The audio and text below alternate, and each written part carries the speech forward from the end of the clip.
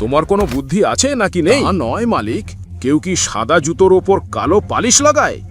ক্ষমা করে দিন মালিক, মানুষ মাত্রই ভুল হয়, তাই না? তুমি ভুল করছো আর এখন আমার সঙ্গে। ছেড়ে দিন মালিক, ও তো বাচ্চা, মাফ করে দিন। এখন তুমি আমাকে শেখাবে কিভাবে ওর সঙ্গে কথা বলতে হয়? আমার সঙ্গে কথা বলার সময়সীমা মনে রেখো। তুমিও তো এই দোকানেই জুতো পালিশ করো, আর ওর জন্য এত মায়া লাগছে, তাই না? নাও, এবার এই জুতোটাও পরিষ্কার করো। যাও, পরিষ্কার করো। আমার মুখের দিকে কি তাকিয়ে আছো? ভেতরে যাও।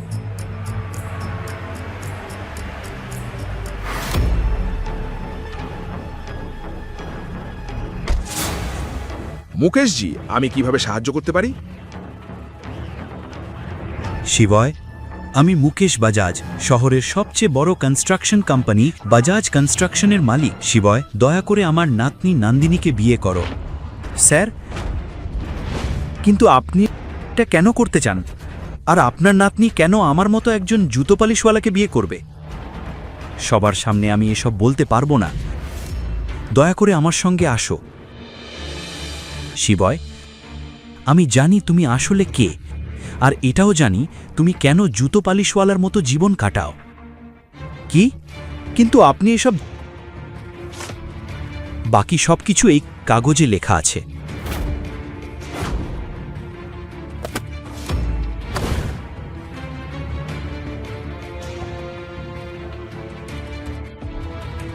কিন্তু বিয়ের পর ডিভোর্সের জন্য এত জঘন্য শর্ত কেন? আর আপনি কেন এই বিয়ের ব্যবস্থা করতে চাইছেন?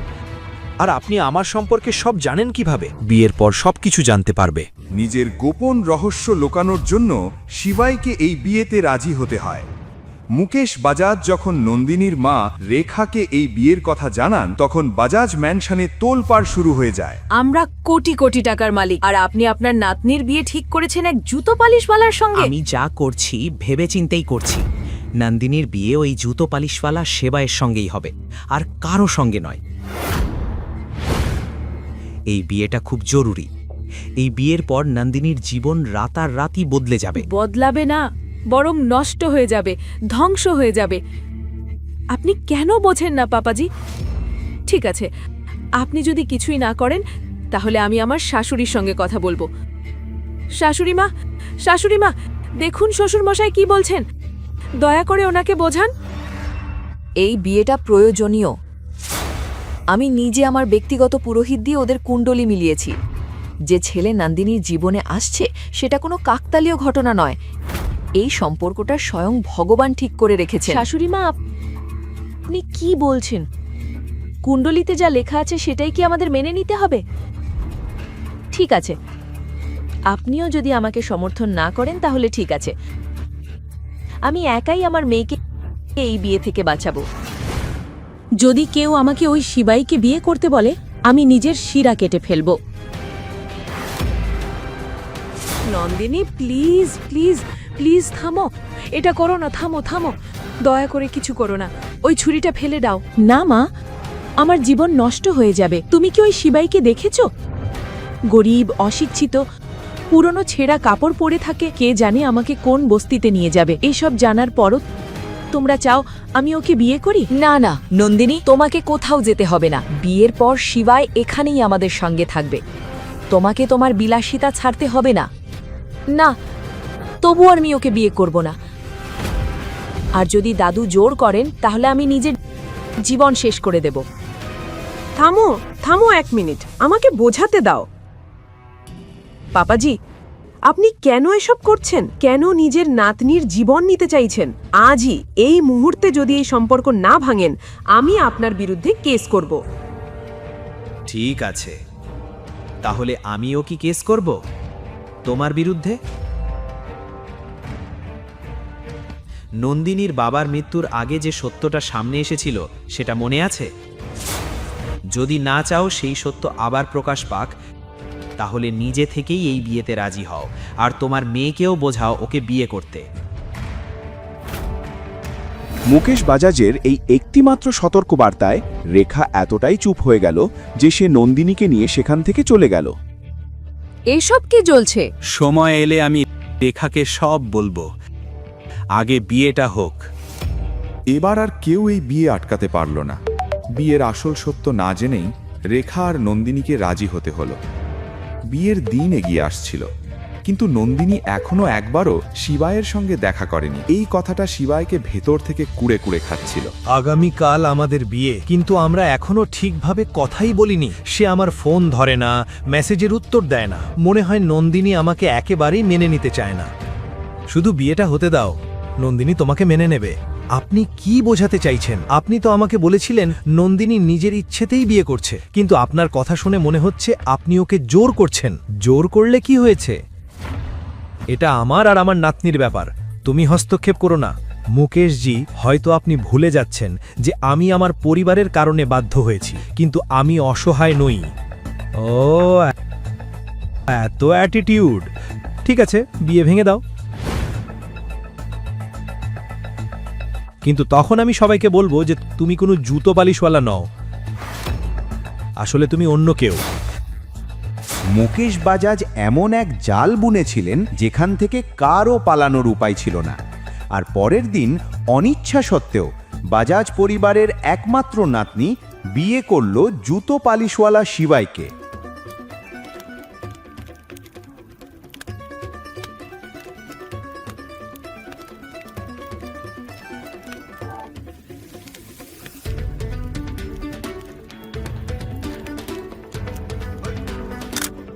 এবার দয়া করে বলুন, কেন আপনি আমাদের দুজনকে এই সম্পর্কে বেঁধে দিলেন? বলুন, আমার জীবন নষ্ট করে আপনি কি পেলেন? মা, আমি তোমার বিয়ে দিয়েছি কারণ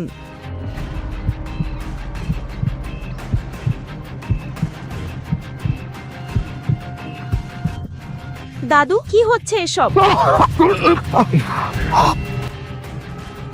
দাদু, কি হচ্ছে? শিবয়, শিবয়, কিছু করো। কি হচ্ছে? দাদু, উঠুন, প্লিজ উঠুন। নন্দিনী, তোমার দাদু আর নেই, কিন্তু তার মৃত্যুর ঠিক পরের দিন থেকেই শিবায়ের খারাপ দিন শুরু হয়ে গেল। নন্দিনী আর তার মা তাকে সবসময় অপমান করতে লাগলো। কখনো শিবায়কে বাসন মাজতে বাধ্য করা হলো, আবার কখনো মেঝে মোছানো হলো। একদিন নন্দিনীর কলেজের পুরনো বন্ধু রিয়া বাড়িতে এলো। বাড়ির জন্য কি নতুন কোনো কাজের লোক রেখেছো? আমি কাজের লোক নই, আমি নন্দিনীর স্বামী। কি? নন্দিনীর স্বামী? তুমি কি গোপনে বাড়ির কাজের লোককেই বিয়ে করেছো নন্দিনী? হ্যাঁ হ্যাঁ, খুব হাসির কথা। আমার ভাগ্য নিয়ে হাসা বন্ধ করো। এই গরিবটাকে ডিভোর্স দাও না কেন? দাদু এমন শর্ত দেখে গেছে যে আমি ওকে ডিভোর্স দিতে পারি না। ছাড়ো, এমনিতেই এই দুর্ভাগ্য এসেছে, দাদুও চলে গেছে, আর কোম্পানির অবস্থা এত খারাপ যে বলতেও পারছি না। তুমি জানো, আমার খুব তাড়াতাড়ি 5 কোটি টাকা দরকার। ও, তাহলে ইয়াশের সঙ্গে কথা বলছো না কেন? আমাদের কলেজের বন্ধু, এখন সে ইন্ডেস গ্রুপের মালিক। আর মনে আছে তো, কলেজ থেকেই ওর তোমার প্রতি আলাদা ফিলিং ছিল। ঠিকই। ইয়াশ আগেও ছোটখাটো ব্যাপারে নন্দিনীকে সাহায্য করেছিল। বিশেষ বিষয়টা ছিল, নন্দিনী জানতো যে সাহায্যের আড়ালে ইয়াশ তার সঙ্গে ফ্লার্ট করত আর তার প্রতি খারাপ উদ্দেশ্য ছিল। তবুও নিজের ক্যারিয়ার এগোনোর জন্য সে সব উপেক্ষা করে ইয়াশের সাহায্য নিতে থাকত। যখন নন্দিনীর ইয়াশের সঙ্গে মিটিং ঠিক হলো, সেবাই গাড়ি চালিয়ে তাকে অফিসে নিয়ে গেল। হ্যালো নন্দিনী,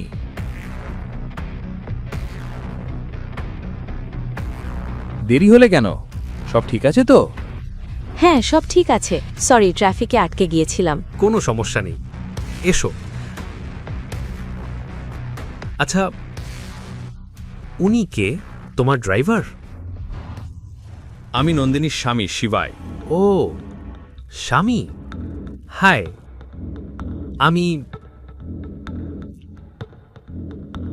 আমি দুঃখিত শিবায়, আসলে আমি জানতাম না।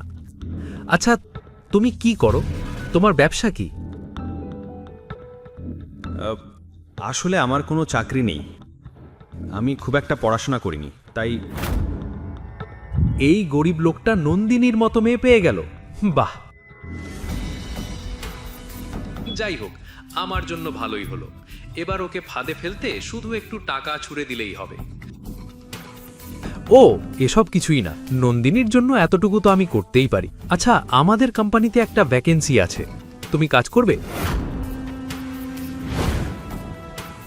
চিন্তা করো না, তুমি নন্দিনীর স্বামী, আমি তোমাকে ভালো একটা চাকরি দেব। ও শিট, আমি খুব সরি নন্দিনী, আমার একটা জরুরি মিটিং আছে, আমাকে যেতে হবে, কাল তোমার সঙ্গে দেখা করব। ঠিক আছে, বাই বাই।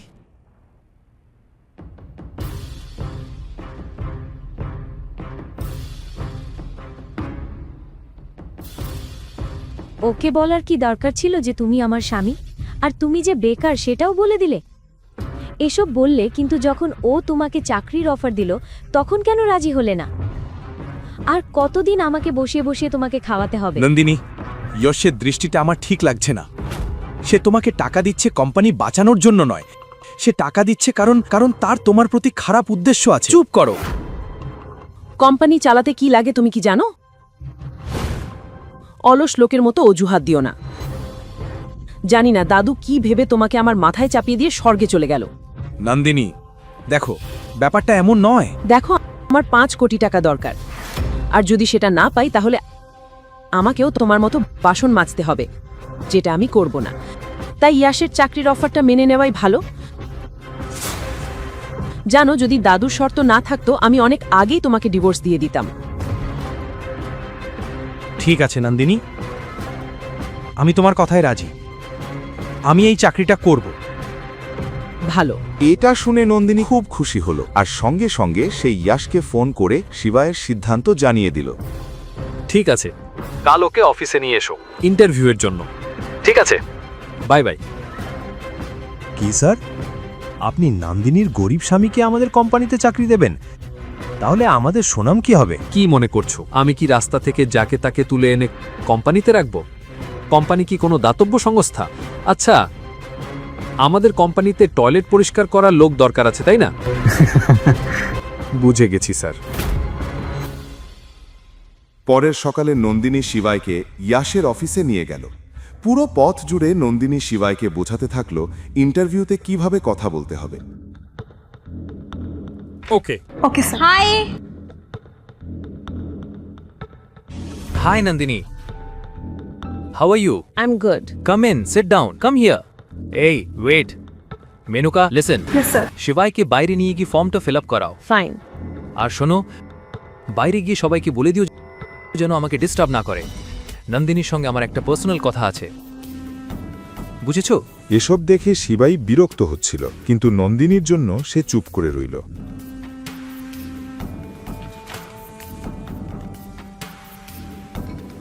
নাও, এখানে নিজের ডিটেলস ভরো আর এখানে সাইন করো। ম্যাম, আমি এখানে কোথায় সাইন করব? তুমি কি অশিক্ষিত? দেখতে পাও না এখানে সাইন করতে হবে।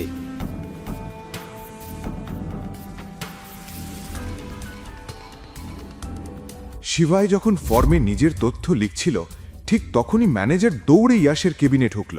ইয়েস স্যার, দীনেশ স্যার এসে গেছেন।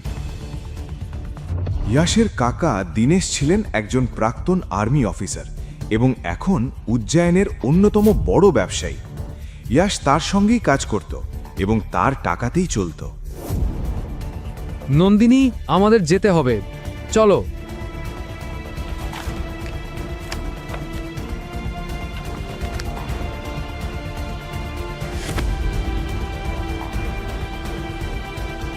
ম্যানার্স, তুমি কি অন্ধ? স্যার, আমি সরি, আমি শুধু একটা ঠিকানা জিজ্ঞেস করতে এসেছিলাম, আমি চলে যাচ্ছি। দীনেশ যেন তাকে চিনে না ফেলেন, তাই শিবাই তাড়াতাড়ি বেরিয়ে গেল। ঠিক তখনই দীনেশজির চোখ পড়ল সেখানে পড়ে থাকা একটি কলমে। কলমে খোদাই করা এস দেখেই তার পায়ের নিচের মাটি সরে গেল। এই কলমটা, এটা কি ওই লোকটার?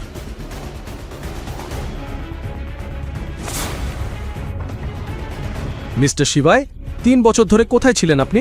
আমাদের কোম্পানি কিনতে এসেছেন নাকি? কি কোম্পানি কিনবে?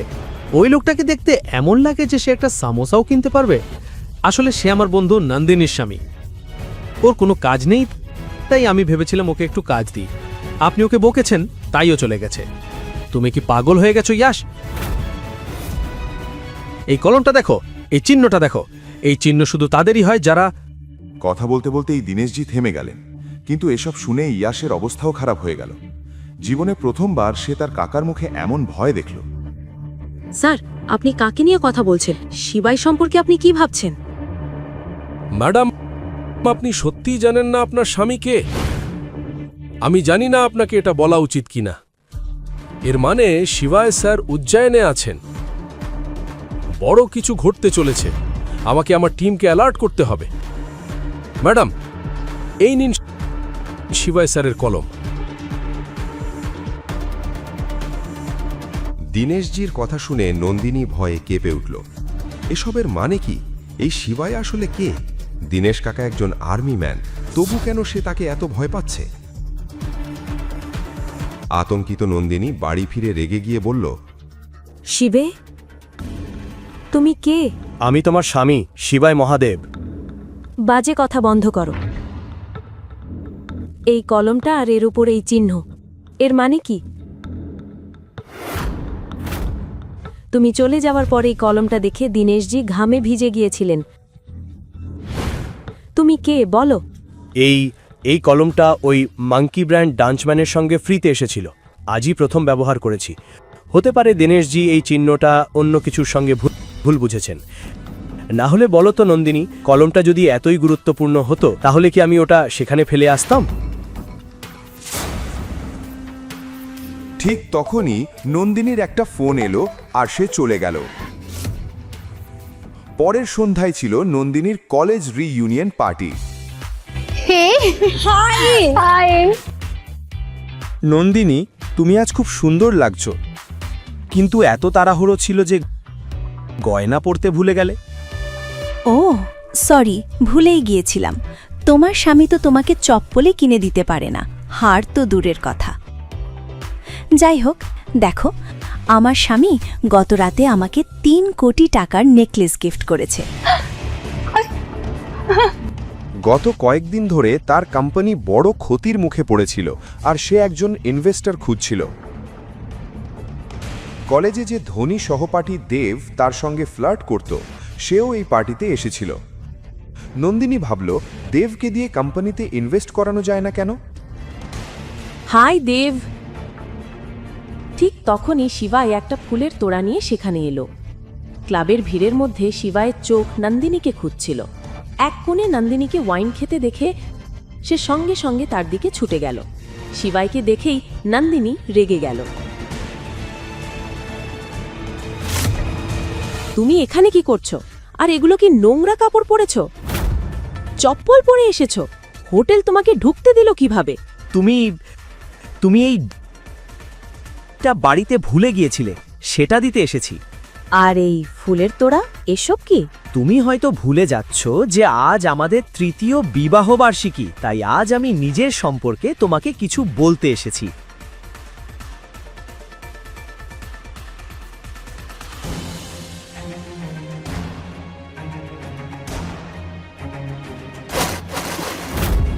সেখানে দাঁড়িয়ে থাকা প্রত্যেকটা মানুষ এখন শিবায়, দেব আর নন্দিনীর দিকে তাকিয়েছিল। Let's dance.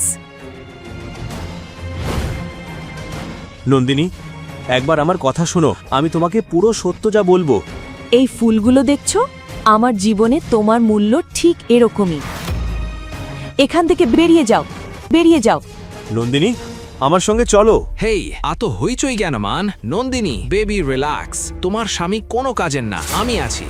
বলো কত টাকা চাই? 1 কোটি, 2 কোটি, না 10 কোটি? দেব, তুমি কি আমাকে সাহায্য করবে? অফকোর্স করব। তুমি তো আমার বন্ধু। কিন্তু একটা শর্ত আছে। 2 কোটির জন্য সারা সন্ধে আমার কোলে বসে থাকতে হবে, আর 10 কোটির জন্য 1 রাত আমাকে দিতে হবে। বলো, রাজি?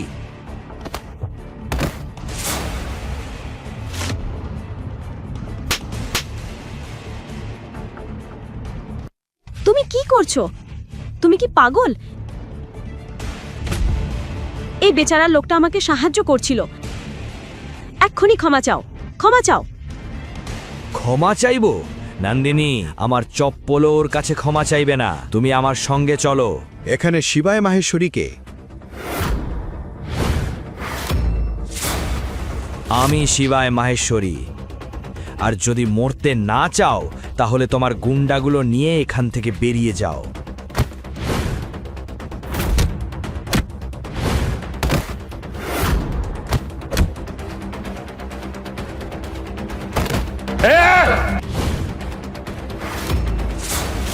এই ছেলে মানুষই খেলা বন্ধ করো। একজন নয়, তোমরা সবাই একসঙ্গে এসো। মহাকালের কসম, আজ কেউ নিজের পায়ে হেঁটে ফিরে যাবে না।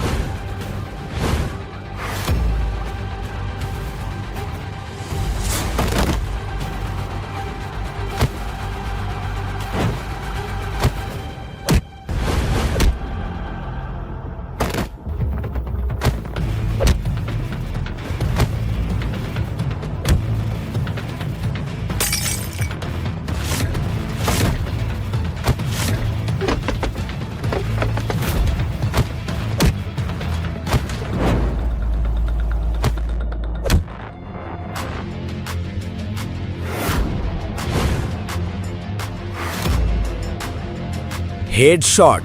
কি ধরনের স্কোয়াড পাঠিয়েছো? সব ম্যাচস্টিকের মতো পড়ে আছে। কি? ওরাই তো আমার সবচেয়ে ভয়ঙ্কর লোক ছিল। আমি নিজেই ওখানে যাচ্ছি। কি? হেডশট? ও মাই গড! ও তো আন্ডারওয়ার্ল্ডের সবচেয়ে বড় গ্যাংস্টার। যার উপর ওর চোখ পড়ে তার দিন শেষ। আর একটু অপেক্ষা করো, ওর শেষ খুব কাছেই। কিছুক্ষণের মধ্যেই পার্টির বাইরে 10টা জিপ এসে দাঁড়ালো। ভেতরে দাঁড়িয়ে থাকা লোকগুলোর শ্বাস আটকে গেল। হেডশট ক্লাবে ঢুকল। দেব চোখ দিয়ে শিবাইতে দেখিয়ে দিল। সঙ্গে সঙ্গে হেডশট বন্দুক বের করে শিবায়ের দিকে তাক করল। নড়বে না, আমার নাম হেডশট, আর আজ পর্যন্ত আমার নিশানা কখনো মিস হয়নি। তোমরা সবাই পার্টি এনজয় করো। আমি এই লোকটাকে আমার ঘাঁটিতে নিয়ে গিয়ে শেষ করে দেব, আর যদি আমি ওর শরীরের একটাও হাড় না ভাঙি তাহলে বলবে। কিছুক্ষণ আগেও যে শিবাই গুন্ডাদের সঙ্গে লড়ছিল সে সেখানেই জমে গেল। হেডশটের লোকেরা শিবাইকে ধরে নিয়ে গেল। নন্দিনী আর দেবও তাদের পেছনে গেল। হেডশটের গাড়ির ডিকিতে শিবাইকে বেঁধে রাখা হলো। গাড়ি একটা নির্জন জঙ্গলের মাঝখানে পৌঁছালো।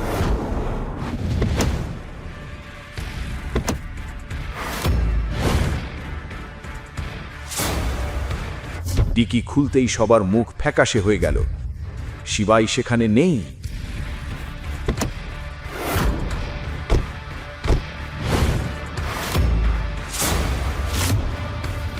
এটা কিভাবে সম্ভব? গাড়ি তো কোথাও থামেনি। বাঁধা মানুষ চলন্ত গাড়ি থেকে পালালো কিভাবে? ঠিক তখনই হেডশটের চোখ পড়ল সেখানে পড়ে থাকা একটা কলম। সেটা দেখেই তার মুখ সাদা হয়ে গেল। এই কলমটা, এটা কি ওর? হ্যাঁ, ওই ভিখারি এই কলম দিয়ে কাগজে সাইন করে। তোমরা জানোই না তোমরা কি করে ফেলেছ। তোমরা আমাকে মেরে ফেলেছ। আমার পুরো ব্যবসা শেষ হয়ে যাবে। যদি নিজের জীবন বাঁচাতে চাও তাহলে তাড়াতাড়ি কোথাও লুকিয়ে পড়ো, কারণ এখন তোমরাও আর বাঁচবে না।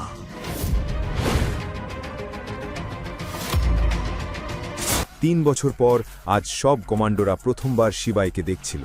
সব কমান্ডো অত্যন্ত গর্বের সাথে শিবাইকে স্যালিউট করল। এটা দেখে শিবাই নিজেও কোনো মতে নিজের জায়গায় উঠে দাঁড়ালো এবং পাল্টা স্যালিউট করল। তখনই ক্যাপ্টেন সারতাজ সামনে এসে বললেন, স্যার, আমরা আপনাকে কোথায় না খুঁজেছি, আর আপনি এখানে আছেন। আমাদের কালই খবর মিলেছে যে আপনি এই অবস্থায় আছেন, তাই আমি পুরো ব্যাটালিয়ন নিয়ে আপনাকে নিতে এসেছি। সরি স্যার, আমরা দেরি করে ফেলেছি।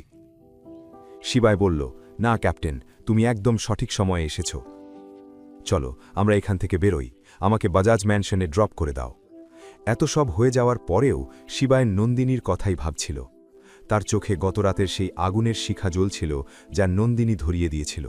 শিবাইকে সেই আগুন নেভাতে হবে, যা নন্দিনীর সাথে দেখা করার পরেই নিভতে পারত। শিবাই সবাইকে সেখান থেকে ফিরে যাওয়ার আদেশ দিল। Platoon, fall back. Yes sir.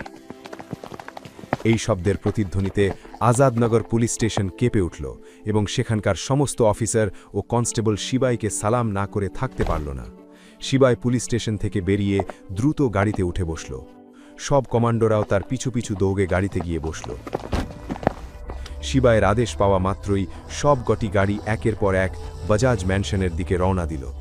তখনই শিবাইয়ের পাশে বসা ক্যাপ্টেন সারতাজ জিজ্ঞেস করল, মেজর, আপনি পুরো রাত জেলে কেন কাটালেন? আপনি আমাদের ফোন কেন করলেন না? শিবাই উত্তর দিল, নিজের কদর করতে শিখতাম কি করে সারতাজ। যদি একটা রাত সেখানে না কাটাতাম তাহলে সব ঠিক হয়ে যেত। আমার জন্য এই রাতটি চিরস্মরণীয় হয়ে থাকবে। এ কথা বলার সময়ও শিবায়ের বুক ধরফর করছিল, যেন এক্ষুনি বাইরে বেরিয়ে আসবে।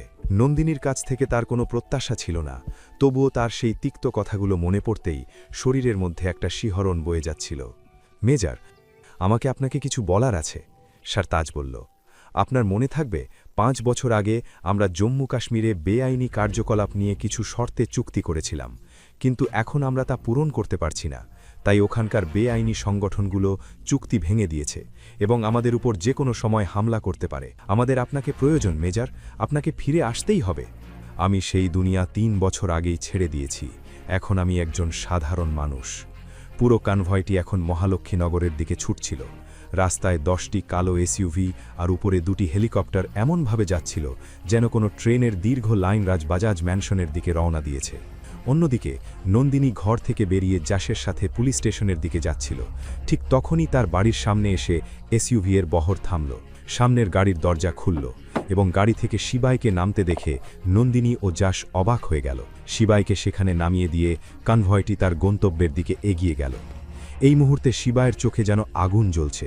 সে দ্রুত গতিতে নন্দিনীর কাছে এলো এবং জিজ্ঞেস করল, নন্দিনী, তোমার কি সত্যি 12 বছর আগের সেই সেন্ট্রাল স্ট্রিটের ঘটনার কথা মনে নেই? সেই অপহরণ, সেই বোধি, কিছুই কি মনে নেই তোমার? নন্দিনী শিবায়ের দিকে এক পলক তাকিয়েছিল।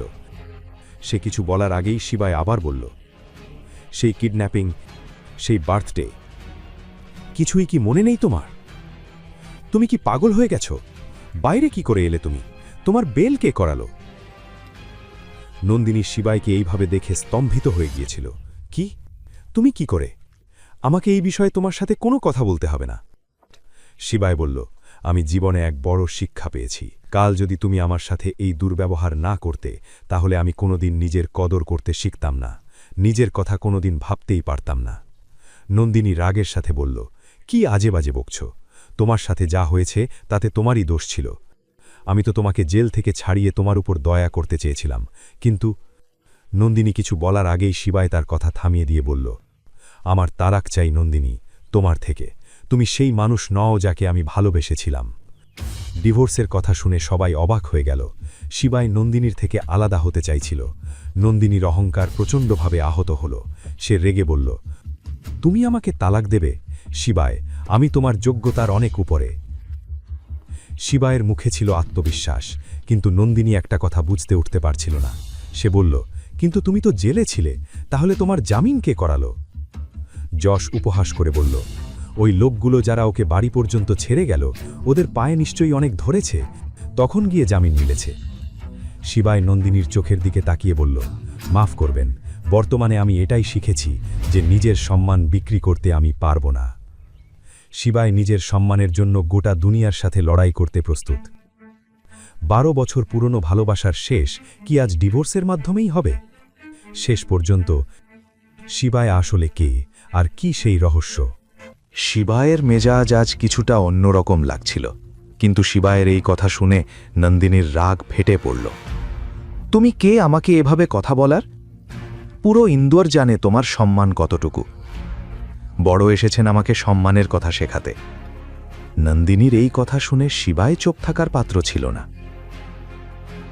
হ্যাঁ, আমি আমার সম্মান হারিয়েছি, তোমার সামনে, এই পরিবারের সামনে, এমনকি পুরো শহরের সামনে।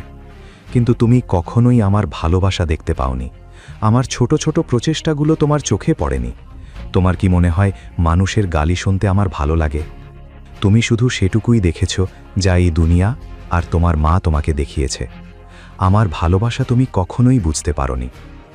মহাকালের কসম, আমি নিজের চোখে আর অপমানিত হতে চাই না। এসব বলতে বলতে শিবায়ের চোখ ভিজে এসেছিল। গত একদিনে শিবায় যা সহ্য করেছে, তার আত্মার যন্ত্রণা শরীরের যন্ত্রণার চেয়েও অনেক বেশি ছিল। কিন্তু সেই নির্দয় মানুষগুলো তার এই অবস্থা নিয়ে বিন্দুমাত্র ভাবছিল না। উল্টো নন্দিনী তাকে জবাব দিল, তোমার ভালোবাসার আমার কখনোই দরকারই ছিল না। প্রথম দিন থেকেই তোমাকে আমি ঘৃণা করতাম। জানি না দাদাজি তোমার মধ্যে কি দেখেছিলেন। আর কিসের ছোট ছোট প্রচেষ্টা? শেষ উপহার হিসেবে তুমি আমাকে একটা নকল মুক্তোর হার দিয়েছিলে। নকল, শুনছ তো? আমি শুধু তোমার থেকে মুক্তি চাই, নিশ্চয়ই মুক্তি পাবে। শিবাই যশের দিকে ইশারা করে নন্দিনীকে বলল, এখন তো তুমি সেই মানুষকেও পেয়ে গেছো যে তোমাকে সব দিতে পারবে যা আমি দিতে পারিনি। ইয়াশ বলল, আমি তোকে ওর চেয়ে অনেক বেশি সুখে রাখব। আর এমনিতেও আমার মান সম্মান অনেক উঁচুতে, তোর মতো লোকেদের আমি পাত্তা দিই না। সামনের সপ্তাহে নন্দিনীর জন্মদিন, দেখিস আমি কত চমৎকার বার্থডে পার্টির আয়োজন করি। তীব্র বাকবিতণ্ডার মাঝে রেখা সেখানে এসে নন্দিনীর হাত ধরে ভেতরে নিয়ে গেল আর বলল, নিচুতলার মানুষের মুখে লাগতে নেই। এখন শিবায় এবং ইয়াশ মুখোমুখি দাঁড়িয়েছিল। ইয়াশ নিজেকে একা পেয়ে কিছুটা ঘাবড়ে গেল আর চিৎকার করে নন্দিনীকে বলল, ঠিক আছে নন্দিনী, আমি কাল সকালে আসছি। যাওয়ার আগে সে শিবাইকে একটা তাচ্ছিল্যের দৃষ্টি দিয়ে বলল, ভাগ্যবানরাই ভালো মেয়ে পায়, কাল ডিভোর্স দেওয়ার জন্য তৈরি থেকো, নিজের কথা থেকে পিছিয়ে যেও না। এই বলে সে কলার ঠিক করে শিবায়ের সামনে থেকে চলে গেল। শিবাই যশের কথা এক কান দিয়ে শুনে অন্য কান দিয়ে বের করে দিল। সে সেখানেই দাঁড়িয়ে ভাবতে লাগল, টাকাই কি সত্যি এত শক্তি যে তা মানুষকে বদলে দিতে পারে? আজকের দিনে কি ভালোবাসার কোনো মূল্য নেই? কিন্তু শিবাই হার মানার মতো মানুষ ছিল না, সেই প্রশ্নগুলোর উত্তর খুঁজবেই। সবশেষে শিবায় তো একজন খেলোয়াড়ই ছিল, এক অপরাজিত সাহসী খেলোয়াড়। সে সেখান থেকে তার স্কুটার নিয়ে লোটাস লেকের দিকে রওনা হল। ইন্দোরের লোটাস লেক তার শান্ত জলরাশি এবং সুন্দর পদ্ম ফুলের জন্য বিখ্যাত, যা প্রকৃতিপ্রেমী এবং ফটোগ্রাফারদের আকর্ষণ করে। সে যখনই খুব মন খারাপ থাকে এই হ্রদে চলে আসে, কারণ ওখানকার স্থির জল তার মনকে শান্ত করে। সেখানে পৌঁছে সে তার স্কুটারের ডিকি থেকে রুবিক কিউব বের করল এবং ঠান্ডা বাতাসে তা মেলাতে শুরু করল। হঠাৎ তার চোখে এক চমক দেখা দিল। সে পথ খুঁজে পেয়েছে। এটা সেই পথ ছিল যা সে কোনো দিন মানতে রাজি ছিল না। সে সবসময় ভাবত নন্দিনী সেই মেয়ে যাকে সে 12 বছর আগে কথা দিয়েছিল, কিন্তু আজ শিবায় সেই কঠিন পথে চলতে প্রস্তুত ছিল। আর হবেই না কেন, এই 3 বছরে শুধু ভালোবাসার টানে সে অনেক অপমান সহ্য করেছে, কিন্তু আর নয়। এটা ভেবে সে রুবিক কিউব সলভ করল, গাড়ির ডিকিতে রাখল এবং পকেট থেকে ফোন বের করে কাউকে কল করল। সে ইন্দোরের সিয়াগঞ্জে একটি 52 তলা বিল্ডিংয়ে কল করেছিল। ওটা বিশ্বের অন্যতম বড় এক কোম্পানি ছিল, যার নাম ছিল ইন্ডাস গ্রুপ। এই হোল্ডিং কোম্পানির অধীনে ফার্মা, ইম্পোর্ট এক্সপোর্ট, কনস্ট্রাকশন এবং টেক্সটাইলসের মতো অনেক ব্যবসা ছিল। শিবাই বলল, আমি দীনেশ কুমারের সাথে কথা বলতে চাই। ওপাশ থেকে আওয়াজ এলো, আপনার নাম স্যার? শিবাই মাহেশ্বরী। শিবাইয়ের নাম শুনে ওপাশে থাকা 50 বছর বয়সী লোকটির পায়ের তলা থেকে মাটি সরে গেল। তার কপালে ঘাম জমে উঠল। তখন শিবাই ধীর গলায় বলল, দীনেশজি, আপনার কাছে একটা কাজ ছিল। ওপাশ থেকে হাঁপাতে হাঁপাতে আওয়াজ এলো, অবশ্যই স্যার, কিন্তু স্যার এতদিন আপনি কোথায় ছিলেন? শিবায়ের কণ্ঠে এখন আমূল পরিবর্তন। এক গম্ভীর ও প্রভাবশালী স্বরে সে বলল, আপনি কি আমাকে এটা খুঁজে বের করতে সাহায্য করতে পারেন যে 12 বছর আগে ইন্দোরের সেন্ট্রাল স্ট্রিটে অপহরণের ঘটনায় সেই মেয়েটি আসলে কে ছিল? সে কি বাজাজ পরিবারের নন্দিনী বাজাজ ছিল নাকি অন্য কেউ? এ কথা শুনে দীনেশ অবাক হয়ে জিজ্ঞেস করল, কিন্তু স্যার 12 বছর আগের ঘটনার খোঁজ পাওয়া তো বেশ কঠিন হবে। আমি কি জানতে পারি যে আপনি নন্দিনী বাজাজকে কিভাবে চেনেন? বিন্দুমাত্র দ্বিধা না করে শিবাই উত্তর দিল, আমি এই নকল মানুষদের ডিভোর্স দিতে চলেছি। কথাটি বলার সময় শিবায়ের কাঁধ, যা এতদিন নুয়ে থাকত, তা এখন শটান হয়ে দাঁড়িয়েছে। তার কথাই ছিল অগাধ আত্মবিশ্বাস। সে আরও যোগ করল, আমি আমার পুরনো জীবনে ফিরে আসছি, আর হ্যাঁ, সবাইকে জানিয়ে দাও যে আমি ফিরে এসেছি। এ কথা শুনে দীনেশ হতভম্ব হয়ে গেল। কলটি কেটে যাওয়ার পর দীনেশ এক দীর্ঘশ্বাস নিল। শিবাইয়ের সাথে কথা বলে তার আনন্দ যেন দ্বিগুণ হয়ে গিয়েছিল। সে দ্রুত ফোন তুলে তার সেক্রেটারিকে বলল, কোম্পানির সব ডিরেক্টরদের খবর দাও, আমরা একটা বোর্ড মিটিং করতে যাচ্ছি, সবাইকে বলো আমাদের বস ফিরে এসেছেন। আমেরিকা, অস্ট্রেলিয়া, ইউরোপ এবং দক্ষিণ এশিয়ার সমস্ত কোম্পানির ডিরেক্টরদের জানানো হলো যে ইন্ডাস গ্রুপের মালিক এবং কোম্পানির চেয়ারম্যান মিস্টার শিবাই মাহেশ্বরী ফিরে এসেছেন। অন্যদিকে কল শেষ করে শিবাই মনে মনে ভাবতে লাগল, নন্দিনী, আমি সত্যিই তোমাকে রানীর মতো করে রাখতাম যদি তুমি আমার পুরো কথাটা শুনতে। মহাকালের কসম, তোমার ধারণা নেই তুমি কি হারিয়েছ। খেলা তো এবার শুরু হলো, দেখো আগে আগে কি হয়। ততক্ষণে বিশ্বের প্রতিটি প্রান্তে থাকা ইন্ডাস গ্রুপের লোকেদের কাছে মেসেজ পৌঁছাতে শুরু করেছে। তারা যে যেখানেই থাকুক বা তাদের পরিচয় যাই হোক না কেন, সবার ফোনে একটি মেসেজ এলো। Message from Indus group, Shivai Maheshwari is black. খবরটি দেখে সবাই এতটাই উৎসাহিত হয়ে পড়ল যা ভাষায় প্রকাশ করা অসম্ভব। কেউ তাকে দেখুক বা না দেখুক, একটা বিষয় পরিষ্কার ছিল যে শিবাই সবার অত্যন্ত প্রিয় ছিল। ঠিক তখনই দীনেশের রুমে তার সেক্রেটারি প্রবেশ করল। তাকে দেখে দীনেশ রেগে গিয়ে বলল, তুমি কি দেখতে পাচ্ছি না আমি ব্যস্ত? নক করে আসা উচিত ছিল তোমার, এটা একদম ঠিক নয়। দীনেশের রাগ দেখে সেক্রেটারি ঘাবড়ে গিয়ে বলল, স্যার, বাজাজ ফ্যামিলির পক্ষ থেকে একটা ইনভিটেশন ছিল, তাই ভাবলাম জানিয়ে দিই। ঠিক আছে, আমি পরে আসছি। বাজাজ ফ্যামিলির নাম শুনতেই দীনেশ সজাগ হয়ে উঠল। কি বললে, বাজাজ ফ্যামিলি? সেক্রেটারিও অবাক হয়ে বলল, জি হ্যাঁ, নন্দিনী বাজাজের বার্থডে ইনভিটেশন, তবে আমি মানা করে দিচ্ছি। এ কথা শুনে দীনেশ চেয়ার ছেড়ে উঠে দাঁড়ালো। একদম না, এক কাজ করো, ইনভিটেশনের উত্তর দাও যে আমরা ওই অনুষ্ঠানে যোগ দেব, আর একটা দারুণ গিফটের ব্যবস্থাও করো। যাওয়ার সময় সেক্রেটারি দীনেশকে জিজ্ঞেস করেই ফেলল, স্যার, সত্যি কি শিবাই স্যার ফিরে এসেছেন? হ্যাঁ। দীনেশের উত্তর শুনে সেক্রেটারি চমকে উঠল। সে শিবাইকে কখনো দেখেনি, কিন্তু তার সম্পর্কে অনেক গল্প শুনেছিল। সে মনে মনে খুব খুশি হল যে এবার সে শিবাইকে দেখার সুযোগ পাবে। দীনেশ তাকে ধমক দিয়ে বলল, এখন দাঁড়িয়ে দাঁড়িয়ে কি আমার মুখ দেখবি? কিছু কাজও কর। সে কিছু না বলে সেখান থেকে চলে গেল। সেক্রেটারি চলে যেতেই হন্তদন্ত হয়ে ভেতরে ঢুকল দেব। কি ব্যাপার, আজ অফিসে এত হাঙ্গামা কেন?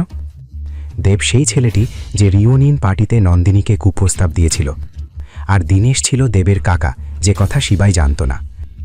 দেবের অবস্থা দেখে দীনেশ জিজ্ঞেস করল, তোর মাথায় চোট লাগলো কি করে? কি হয়েছে? দেব জানত তার কাকা এই প্রশ্ন অবশ্যই করবে। সে একটু অভিনয় করে বলল, কিছু না কাকা, গত রাতে রিউনিয়ন পার্টিতে একটু ঝগড়া হয়েছিল। এ কথা শুনে দীনেশের মেজাজ বদলে গেল। সে গর্জে উঠে বলল, কি? কে করেছে এটা? নাম বল তার। ইন্দোর শহরে কার এত সাহস হলো যে তোর গায়ে হাত তোলে?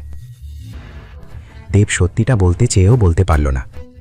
একজন অকর্মণ্য স্বামীর কাছে মার খেয়েছে, এটা বলা তার সম্মানে লাগত। তাই সে আমতা আমতা করে বলল, একটা ছেলে আর তার কিছু বন্ধু ছিল, একা হলে ওকে দেখে নিতাম। দীনেশ বুঝতে পারল দেব কিছু লুকাচ্ছে। দেব ইতস্তত করে বলল, কাকা, আপনার ফোনে তো এমন কিছু লোকের নম্বর আছে যারা আমার জন্য ওর পা ভেঙে দিতে পারে। আমি কি তাদের সাথে কথা বলে কাজটা করিয়ে নিতে পারি? দেবের কথা শুনে দীনেশ মৃদু স্বরে তাকে বোঝালো, তুই আমার ছেলের মতো, তাই বলছি, এখন সময় ভালো নয়। যদি কিছু ওলটপালট হয়ে যায় তবে হিতে বিপরীত হতে পারে। এ কথা শুনে দেব নিজের কথার উপর আরও জোর দিয়ে বলল, চাচা, বেশি কিছু নয়, শুধু ওর হাত পা ভেঙে দেব। চাচা, প্লিজ। দীনেশ এবার আর মানা করতে পারল না। পকেট থেকে ফোন বের করে তাকে দিতে গিয়েও হঠাৎ হাত পিছিয়ে নিল। নাম কি? ওর নাম কি? নাম তো জানি না, তবে আমার ক্লাসমেটের স্বামী। সাধারণ মানুষ, আহামরি কিছু নয়, দেব জানালো। সন্তুষ্ট হয়ে দীনেশ তাকে ফোনটা দিয়ে দিল। আর একটা শেষ কথা, যদি কোনো বড় কাণ্ড ঘটে যায় তবে আমার চেয়ে খারাপ আর কেউ হবে না। মনে রাখিস, তখন আমি তোর কোনো চাচা নই। দেব বিষয়টি বোঝার নাটক করল এবং দ্রুত সেখান থেকে বেরিয়ে গেল। ঘর থেকে বেরোতেই দেবের চোখ রাগে লাল হয়ে উঠল। সে মনে মনে ভাবল, হাত পা কার ভাঙতে হবে? আমার তো ওর লাশ চাই। এই ভেবে দেব দীনেশের ফোন থেকে কল করল। হ্যালো, আমার ওর লাশ চাই, বদলে 20 লাখ টাকা তোমাদের। দেব ফোন কেটে দীনেশকে ফেরত দিল এবং খুশি মনে সেখান থেকে চলে গেল। পুলিশের হাত থেকে তো বেঁচে গেলি, এবার হেডশট থেকে বেঁচে দেখা। ও জানতও না ও কার সাথে পাল্লা দিচ্ছে। নিজের কর্মফল সম্পর্কে অজ্ঞাত দেব হাসি মুখে সেখান থেকে বিদায় নিল। অন্যদিকে অনেক দূরে গোয়ালিয়রের রাজপ্রাসাদে হঠাৎ কাঠের পুরনো দরজাগুলো জোরে জোরে কাঁপতে লাগলো, আর সেখানকার নির্জন করিডরে কারো আগমনের শব্দ অনুভূত হতে লাগলো। আজ পূর্ণিমার রাত ছিল। আকাশের গোল চাঁদ রাজপ্রাসাদের ওপর তার জ্যোৎস্না ছড়িয়ে দিচ্ছিল। দেয়ালের ফাটল দিয়ে হাওয়া শীষের মতো শব্দ করে বয়ে যাচ্ছিল এবং দূর থেকে নেকড়েদের কান্নার ভয়ঙ্কর আওয়াজ আসছিল। সেখানকার দুই কেয়ারটেকার ভোলা আর কিষান হাতে লণ্ঠন নিয়ে কাঁপতে কাঁপতে দাঁড়িয়েছিল। সেই ভয়াবহ পরিবেশ অনুভব করে ভোলা তোতলাতে তোতলাতে বলল, বিপদ, আজ আবার সেই রাত এসেছে। আকাশে তো পূর্ণ চাঁদ উঠেছে। হ্যাঁ, বাইরে জ্যোৎস্না ছড়িয়ে আছে ঠিকই, কিন্তু ভেতরে সেই অন্ধকারের শয়তান, রাজপ্রাসাদের অভিশপ্ত শয়তান। কিষানের কথা শেষ হওয়ার আগেই দরজাগুলো আরও জোরে আছড়াতে লাগল। মনে হচ্ছিল কেউ যেন দরজা ভেঙে এখনই বাইরে বেরিয়ে আসবে। কিষানের চোখে জল এসে গিয়েছিল। কাঁপানো গলায় সে বলল, কবে আমাদের রক্ষাকর্তা কবে আসবে? আমাদের শিবায় বিনাশক, হে মহাকালের দয়া করো। তখনই হঠাৎ এক দমকা হাওয়ায় লণ্ঠনটি নিভে গেল এবং রাজপ্রাসাদে এক নিস্তব্ধতা নেমে এলো। ওদিকে শিবায় এই মুহূর্তে ইন্দোরের বিজয়নগরের একটি 5 স্টার হোটেলে চেক ইন করছিল। হঠাৎ তার মনে হলো কেউ যেন তাকে ডাকছে। শিবায় ঘাবড়ে গেল, কিন্তু পরক্ষণেই ভাবল হয়তো মনের ভ্রম। সে বিষয়টি এড়িয়ে ভেতরে চলে গেল। এই মুহূর্তে শিবায়ের মনে অনেক প্রশ্ন ছিল। যদি নন্দিনী সেই মেয়েটিই হয় তাহলে? কিন্তু যদি সেই হয় তবে কি আমি তাকে গ্রহণ করতে পারব? আমার সম্মানের কি হবে? আমি কি ঠিক করছি না ভুল? এই সব প্রশ্নে অস্থির হয়ে শিবায় চোখ বন্ধ করে হাত জোর করল। হে মহাকাল, এখন আমি সব আপনার উপর ছেড়ে দিচ্ছি। চোখ খুলে সে বলল, কাল কোর্টে দেখা হবে। নন্দিনী বাজাজের সাথে শিবায়ের সম্পর্ক কি ছিল? গোয়ালিয়রের রাজপ্রাসাদের সাথে তার যোগসূত্র কি? ওই বন্ধ দরজার পেছনে আসলে কি ছিল? গোয়ালিয়রের রাজপ্রাসাদের রাজগুরুর সাথেই বা শিবায়ের কি সম্পর্ক? একজন মানুষের এতগুলো পরিচয়। কে এই শিবায় মাহেশ্বরী? আর এই হেডশট আসলে কে, যে শিবায়ের জীবনে মৃত্যুর তাণ্ডব চালাতে যাচ্ছিল? পরদিন সকালে নন্দিনী, রেখা এবং যশ ফ্যামিলি কোর্টে যাওয়ার জন্য তৈরি হয়ে গিয়েছিল। রাজা সাহেব এখনো ঘুমাচ্ছেন, এখনই গিয়ে তুলছি। রেখা রেগে গিয়ে তাকে জাগাতে শিবায়ের ঘরে গেল, কিন্তু সেখানে শিবায়ের কোনো পাত্তা ছিল না। রেখা এটা দেখে অবাক হয়ে গেল যে শিবায় কোথায় থাকতে পারে। এদিকে নন্দিনী আর রেখা মিলে পুরো বাড়ি খুঁজে ফেলল। কোথায় গেল এই অপদার্থটা? রেখা রাগে বিড়বিড় করতে লাগল। নন্দিনী নির্বিকারভাবে বলল, ঠিক আছে মা, ও চলে আসবে, চলো আমরা বেরোই। নন্দিনীর জন্য শিবায়ের কোনো চিন্তাই ছিল না। সে বাঁচুক কি মরুক তাতে তার কিছু যায় আসে না। কিন্তু গত 3 বছরে এই প্রথমবার এমন হলো যে শিবায় সারা রাত বাড়ির বাইরে ছিল। এই বিষয়টা রেখার মনে খটকা তৈরি করল। বাজাজ পরিবারের দয়ায় বেঁচে থাকা লোকটা এভাবে গায়েব হলো কি করে? ডিভোর্সের কথা দিয়ে কোথাও পালিয়ে গেল না তো? ভালোই হলো মা, অপদার্থ তো ছিলই, এখন না হয় ঘর পালানো হলো। আপদ বিদায় হয়েছে, এখন আপনি কোর্টে চলুন, নয়তো দেরি হয়ে যাবে। এই বলে নন্দিনী যশের গাড়ির সামনের সিটে গিয়ে বসল এবং তারা 3 জন কোর্টের উদ্দেশ্যে রওনা দিল। অন্যদিকে সরস্বতী নদীর ঘাটে শিবায় প্রাতস্নান সেরে মহাকালের মন্দিরে পূজা দিচ্ছিল। সেই জায়গার পরিবেশ ছিল অদ্ভুত সুন্দর। ঢোল আর নাকারার শব্দে বাতাসে এক অন্যরকম শক্তি খেলা করছিল। ভক্তদের মাঝে দাঁড়িয়ে আরতির থালা হাতে নিয়ে শিবায় মন্ত্র জপ করে মহাকালের আরাধনা করছিল এবং তার নতুন জীবন শুরুর জন্য প্রার্থনা করছিল। সে মনে মনে বলল, মহাকাল, আমাকে সবার সাথে লড়াই করার শক্তি দিন। পূজা শেষ করে সে শান্ত মনে প্রণাম জানাল। তারপর নিজের সাধারণ পোশাক পরে স্কুটারে করে সেখান থেকে বেরিয়ে গেল। আজ তার মুখে এক দীপ্তি ছিল। সম্ভবত সে এবার পৃথিবীকে কিছু একটা প্রমাণ করতে যাচ্ছিল। এদিকে বাজাজ পরিবার এবং যশ কোর্টে পৌঁছে শিবায়ের জন্য অপেক্ষা করছিল। নন্দিনী তার উকিলের সাথে কথা বলতে গেলে রেখা পাশে দাঁড়িয়ে থাকা যশের কাছে তার মনের কথাটি জানতে চাইল। আমার মেয়েকে সুখে রাখতে পারবে তো? যশ উত্তর দিল, নিজের চেয়েও বেশি। আর তাছাড়া আমার কোম্পানি ইন্ডাস গ্রুপের সাথে একটা বড় বিজনেস ডিল করতে যাচ্ছে। চিন্তা করবেন না, এই ডিলটা হয়ে গেলেই আপনার মেয়ে লাখ কোটি টাকায় খেলবে। যশের কথা শুনে রেখার চোখ চকচক করে উঠল। সে মজা করে বলল, বাবা, আমারও তো খেলতে ইচ্ছে করে, কিন্তু এই বয়সে কোটি টাকার বোঝা বইতে পারব না। লাখ টাকা পেলেই মনকে বুঝিয়ে নেব। যশ হাসি মুখে আশ্বস্ত করল, যে তার মেয়ে যখন তার হবে তখন সব কিছুই তাদের হবে। রেখা এবার নিশ্চিন্ত হল যে তার ভবিষ্যৎ সুরক্ষিত। অন্যদিকে শিবায় তার কথা মতো কোর্টে পৌঁছাল এবং সোজা নন্দিনীর কাছে গেল। কিন্তু এই মুহূর্তে তার মনে একটাই প্রশ্ন ঘুরপাক খাচ্ছিল, 12 বছর আগেই যাকে সে মৃত্যুর মুখ থেকে টেনে বের করেছিল সে কি এই নন্দিনী নাকি অন্য কেউ? শিবায় গম্ভীর গলায় নন্দিনীর চোখের দিকে তাকিয়ে বলল, আজ শেষবারের মতো জিজ্ঞেস করছি নন্দিনী, 12 বছর আগে সেই রাতে যা ঘটেছিল তোমার কি কিছুই মনে নেই? নন্দিনীর রাগ এবার চরমে উঠল। সে চিৎকার করে বলল, তুমি আর তোমার এই 12 বছর, শুনতে শুনতে আমার কান পচে গেছে। নিজের এই পুরনো ফালতু কথা দিয়ে আমাকে বিরক্ত করা বন্ধ করো আর ভেতরে গিয়ে চুপচাপ ডিভোর্স পেপারে সই করো।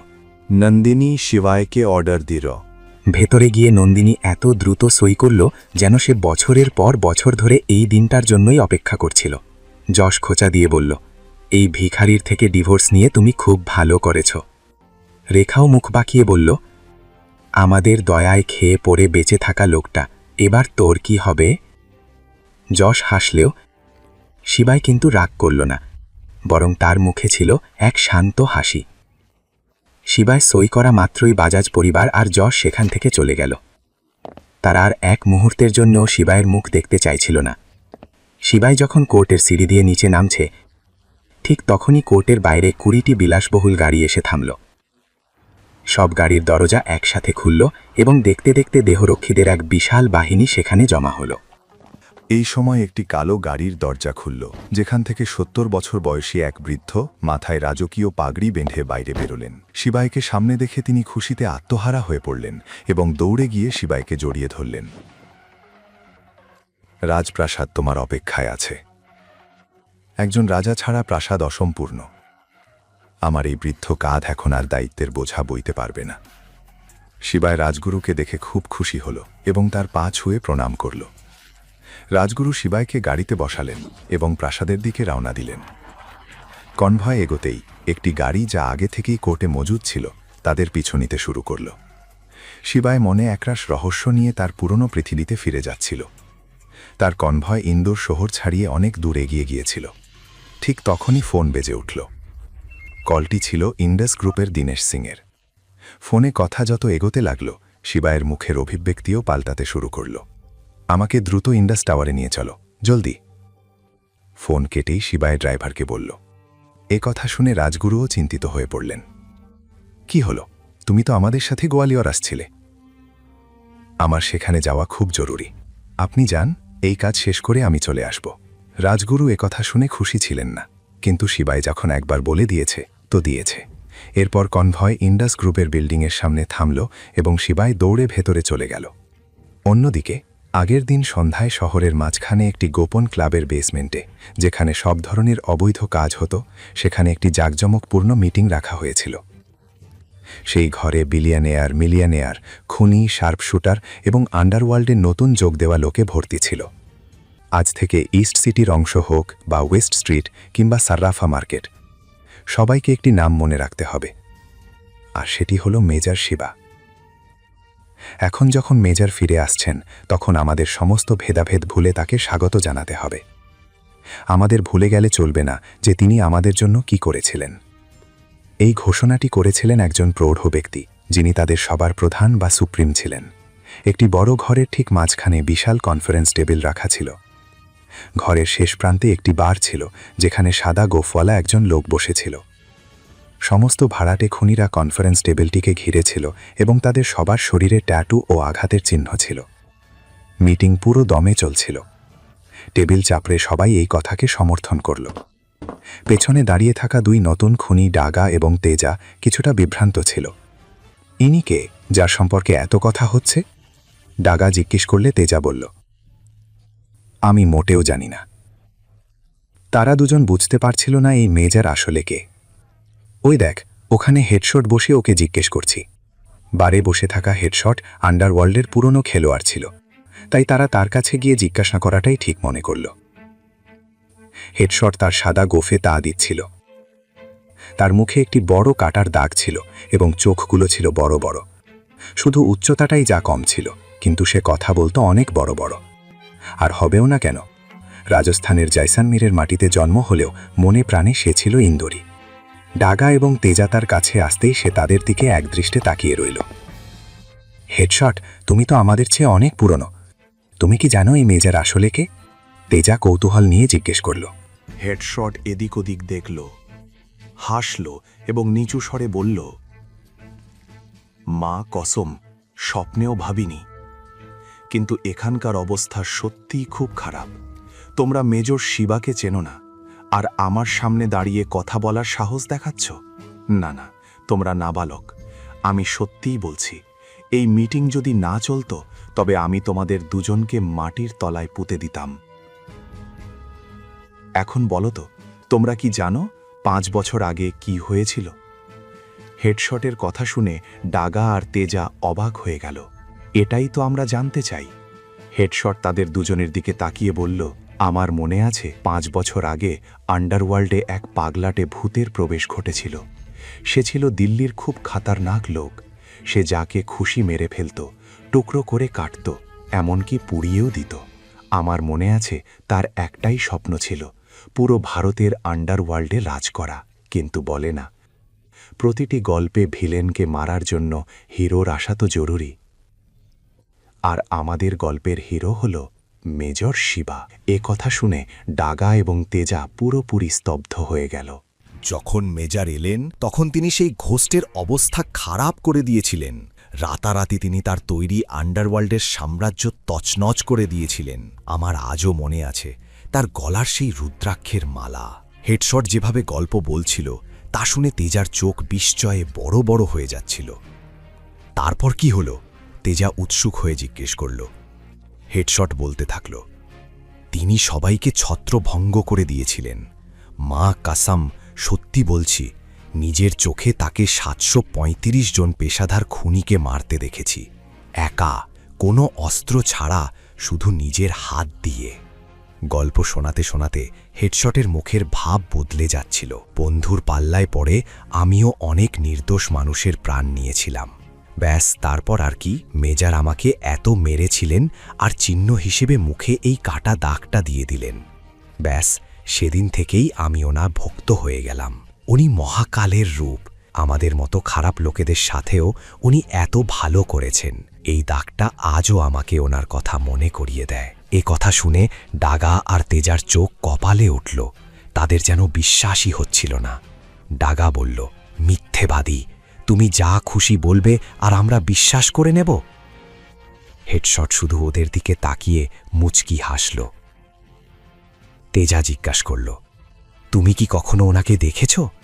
হেডশট তার পানীয়র গ্লাস শেষ করে বলল, বেটা, সিংহের গর্জনই তার পরিচয় দেওয়ার জন্য যথেষ্ট। মুখ দেখিনি তো কি হয়েছে, অনুভব তো করেছি। সেই খুটখুটে অন্ধকার রাতে একলা সিংহ সব শিয়ালের পালের ওপর ভারী পড়েছিল। তখনই হেডশটের ফোন বেজে উঠল। নাম দেখে সে কল রিসিভ করল। জি হুজুর, ফরমাইশ করুন, কি সেবা করতে পারি? কিন্তু ফোনের ওপার থেকে আওয়াজ শুনে তার মুখের ভাব বদলে গেল। আমি বলছি, দীনেশের ভাইপো। এই কথা শুনে সে নিচু স্বরে বলল, মা কসম ছোট মালিক, আপনার গলা তো অবিকন বড় মালিকের মতো। বলুন কি কাজ? ফোন থেকে আওয়াজ এলো, একজনকে এনকাউন্টার করতে হবে। হেডশট দেবের কথা শুনে বলল, মাফ করবেন, কিন্তু আমি আপনার কোনো কাজ নিতে পারব না। দেব হতাশ হল। সে যে কোনো মূল্যে কাজটা করাতে চেয়েছিল। সে বলল, 5 লাখেও করবে না? হেডশট হাসল। মা কসম, কথা টাকার নয়, এখন সময় ঠিক নেই, কিছু নিয়ম আছে যা আমাকে মেনে চলতে হয়। কিন্তু দেব নাছোড় বান্ধা। 10 লাখেও না? শুনে হেডশটের মনেও লোভ জাগল। আপনি বোঝার চেষ্টা করুন। দেব টাকার অঙ্ক আরও বাড়িয়ে দিল। 20 লাখেও হবে না? এবার হেডশটের সুর বদলে গেল। মা কসম, আমি তো নিজেকেও গুলি মেরে দেব। একটু ঠিকানাটা বলুন আর ওর ফটো পাঠিয়ে দিন। দেবও খুশি হয়ে সব জানালো। শিবাই নাম ওর, বাজাজ পরিবারের জামাই। ফটো পাঠাচ্ছি। কথা বলে দেব ফোন কেটে দিল। অন্যদিকে ইন্ডাস টাওয়ারের মিটিং রুমে শিবায়ের ভেতরের আগ্নেয়গিরি ফেটে পড়ার অপেক্ষায় ছিল। সে গ্লাসটা হাতে নিল। তার চোখের রাগের শিখা আরও তীব্র হল। গ্লাসের ওপর তার হাতের মুঠি শক্ত হল। আঙ্গুলের চাপে মনে হচ্ছিল যেন কাঁচও ভয় পেয়ে গেছে। গ্লাসটা সোজোরে গিয়ে মিটিং রুমের বড় টিভি স্ক্রিনে লাগল। মুহূর্তের মধ্যে স্ক্রিন জুড়ে ফাটল ধরে গেল। টিভির ফ্রেমটা জোরে কেঁপে উঠল এবং স্ক্রিন চুরমার হয়ে হাজার হাজার টুকরোয় ছড়িয়ে পড়ল। এক মুহূর্তের জন্য ঘরে নিস্তব্ধতা নেমে এলো। আর ঠিক তারপরেই শিবায় রাগত স্বরে জিজ্ঞেস করল, বিক্রি করে দিয়েছে? তাও একটা নাইট ক্লাবে? অ্যাড্রেস বলো। শহরের বাইরে থান্ডার নাইট ক্লাবের অন্ধকার ঘর থেকে এক মেয়ের আর্তনাদ শোনা যাচ্ছিল। বাঁচাও, বাঁচাও, আমাকে এই রাক্ষস থেকে বাঁচাও। বাঁচানোর আওয়াজে প্রচণ্ড যন্ত্রণা মিশেছিল। সত্যি কি ওই মেয়েটিই ছিল সে, যাকে শিবায় 12 বছর আগে কথা দিয়েছিল? কে ওকে বিক্রি করেছে আর কেন? মিটিং রুমের শান্তি দিনেশ ভাঙল, আর সেই ওই মেয়েটির সব তথ্য শিবাইকে দিতে শুরু করল। স্যার, আপনার কথা মতো আমরা 12 বছর পুরনো কেসটি আবার তদন্ত করেছি। তদন্তে জানা গেছে যে 35 বছর আগে নন্দিনীর বাবা কেশব বাজাজ মন্দিরা নামের একটি মেয়েকে ভালোবাসতেন, কিন্তু মন্দিরা গরিব ছিল। তাই কেশবের বাবা রঘুবীর বাজাজ জোর করে রেখার সাথে তার বিয়ে দিয়ে দেন। বিয়ের পরেও কেশব মন্দিরার সাথে দেখা করতেন। রেখা এবং মন্দিরা একই সময়ে অন্তঃসত্ত্বা ছিলেন। দুজনেই একই দিনে 28শে ডিসেম্বর কন্যা সন্তানের জন্ম দেন। আজ পর্যন্ত বাজাজ পরিবার এই কথাটি গোপন রেখেছে। এই দেখুন, 2 মেয়ের বার্থ সার্টিফিকেট এবং ওই দ্বিতীয় মেয়েটির ছবি। দিনেশ এক এক করে সমস্ত প্রমাণ শিবাইকে দেখাচ্ছিল। তখনই শিবাই চমকে উঠে সেই ছবিটির দিকে তাকালো। অন্ধবিশ্বাস এবং অন্ধ ভালোবাসা কতটা ভয়ঙ্কর হতে পারে আজ শিবাই তা বুঝতে পেরেছিল। নন্দিনীর ঠাকুরদার করা অন্ধবিশ্বাসী শিবায়ের থেকে তার সবকিছু কেড়ে নিয়েছিল। শিবায়ের মাথায় তখন হাজারো প্রশ্ন ঘুরপাক খাচ্ছিল। নন্দিনীর ঠাকুরদা কত নিখুঁতভাবে শিবাইকে বিশ্বাস করিয়েছিলেন যে 12 বছর আগে সে যার সাথে দেখা করেছিল সে নন্দিনীই ছিল। অন্যদিকে নন্দিনী খুব চিন্তিত ছিল, কারণ কোর্ট থেকে ফেরার সময় তার সামনে দিয়ে অনেকগুলো লাক্সারি গাড়ি বেরিয়ে গিয়েছিল। তার দৃঢ় বিশ্বাস ছিল যে সে ওই গাড়িগুলোর মধ্যে শিবাইকে দেখেছে। মা, আমি নিশ্চিত আমি ওই কালো লাক্সারি গাড়িতে শিবাইকে দেখেছি। বেটা, তুইও কি সব ফালতু কথা বলছিস? ওর কি এত ক্ষমতা আছে যে অত দামি গাড়িতে বসবে? তুই শুধু নিজের আরাম আয়েশের কথা ভাব। ওর কোম্পানির কন্ট্রাক্ট যদি ইন্ডাস গ্রুপের সাথে হয়ে যায়, তাহলে আমরা সবাই ওর পয়সায় ফুর্তি করব। নন্দিনীর কাছেও রেখার কথা ঠিক মনে হলো। শিবায় যদি এতই ধনী হতো তাহলে আজ ডিভোর্সের পরিস্থিতি আসতো না। সে নিজের মন ঠিক করে ঘরে বিশ্রাম নিতে চলে গেল। যদিও নন্দিনীর বিয়ে যশের সাথে হওয়ার কথা ছিল, কিন্তু যদি সে এর চেয়ে ভালো কোনো অপশন পেয়ে যায় তবে হয়তো সে যশকেও ছেড়ে দেবে, কারণ নন্দিনীর কাছে শুধু টাকারই গুরুত্ব ছিল। শিবাই ছবিটি দেখা মাত্রই চমকে উঠে সেটি শক্ত করে ধরল, যেন বহু বছর ধরে ঘুরে বেড়ানো তার আত্মা হঠাৎ কোনো ঠিকানা খুঁজে পেয়েছে। তার চোখ ছবির ওপর আটকে ছিল আর বুকটা ধড়ফড় করছিল। এ তো সেই মেয়েটি যাকে সে একসময় নিজের সবকিছু মনে করত। তার গলায় হালকা কম্পন ছিল যখন সে জিজ্ঞাসা করল, এই মেয়েটি সেদিন আমার সাথে ছিল, এর নাম কি? এ কি বাজাজ পরিবারের অবৈধ সন্তান? আর 2 বোন দেখতে এত একরকম কেন? শিবায়ের হৃৎস্পন্দন আরও বেড়ে গিয়েছিল। দিনেশ গম্ভীর কণ্ঠে উত্তর দিল, হ্যাঁ স্যার, এ তাদের অবৈধ সন্তান, অবন্তিকা। একে জন্ম দেওয়ার পরেই মন্দিরাজির মৃত্যু হয়। আর নন্দিনীর সাথে আপনার বিয়ের আগেই ঠাকুরদা অবন্তিকাকে এক হোস্টেলে পাঠিয়ে দিয়েছিলেন, যাতে সে কখনো আপনার সামনে না আসে। আপনি 12 বছর আগে চাইল্ড ট্রাফিকিংয়ের সময় অবন্তিকার সাথে দেখা করেছিলেন, নন্দিনীর সাথে নয়। 12 বছর! এটা শোনা মাত্রই শিবায়ের অতীত তার চোখের সামনে ভেসে উঠল। সেই রাত যখন সে অবন্তিকাকে গুন্ডাদের হাত থেকে বাঁচিয়েছিল, সেই মুহূর্ত যখন সে তার নিষ্পাপ চোখের মধ্যে নিজের ভবিষ্যৎ দেখে নিয়েছিল, সেই প্রথম দেখায় প্রেম যা দুজনেরই হয়েছিল।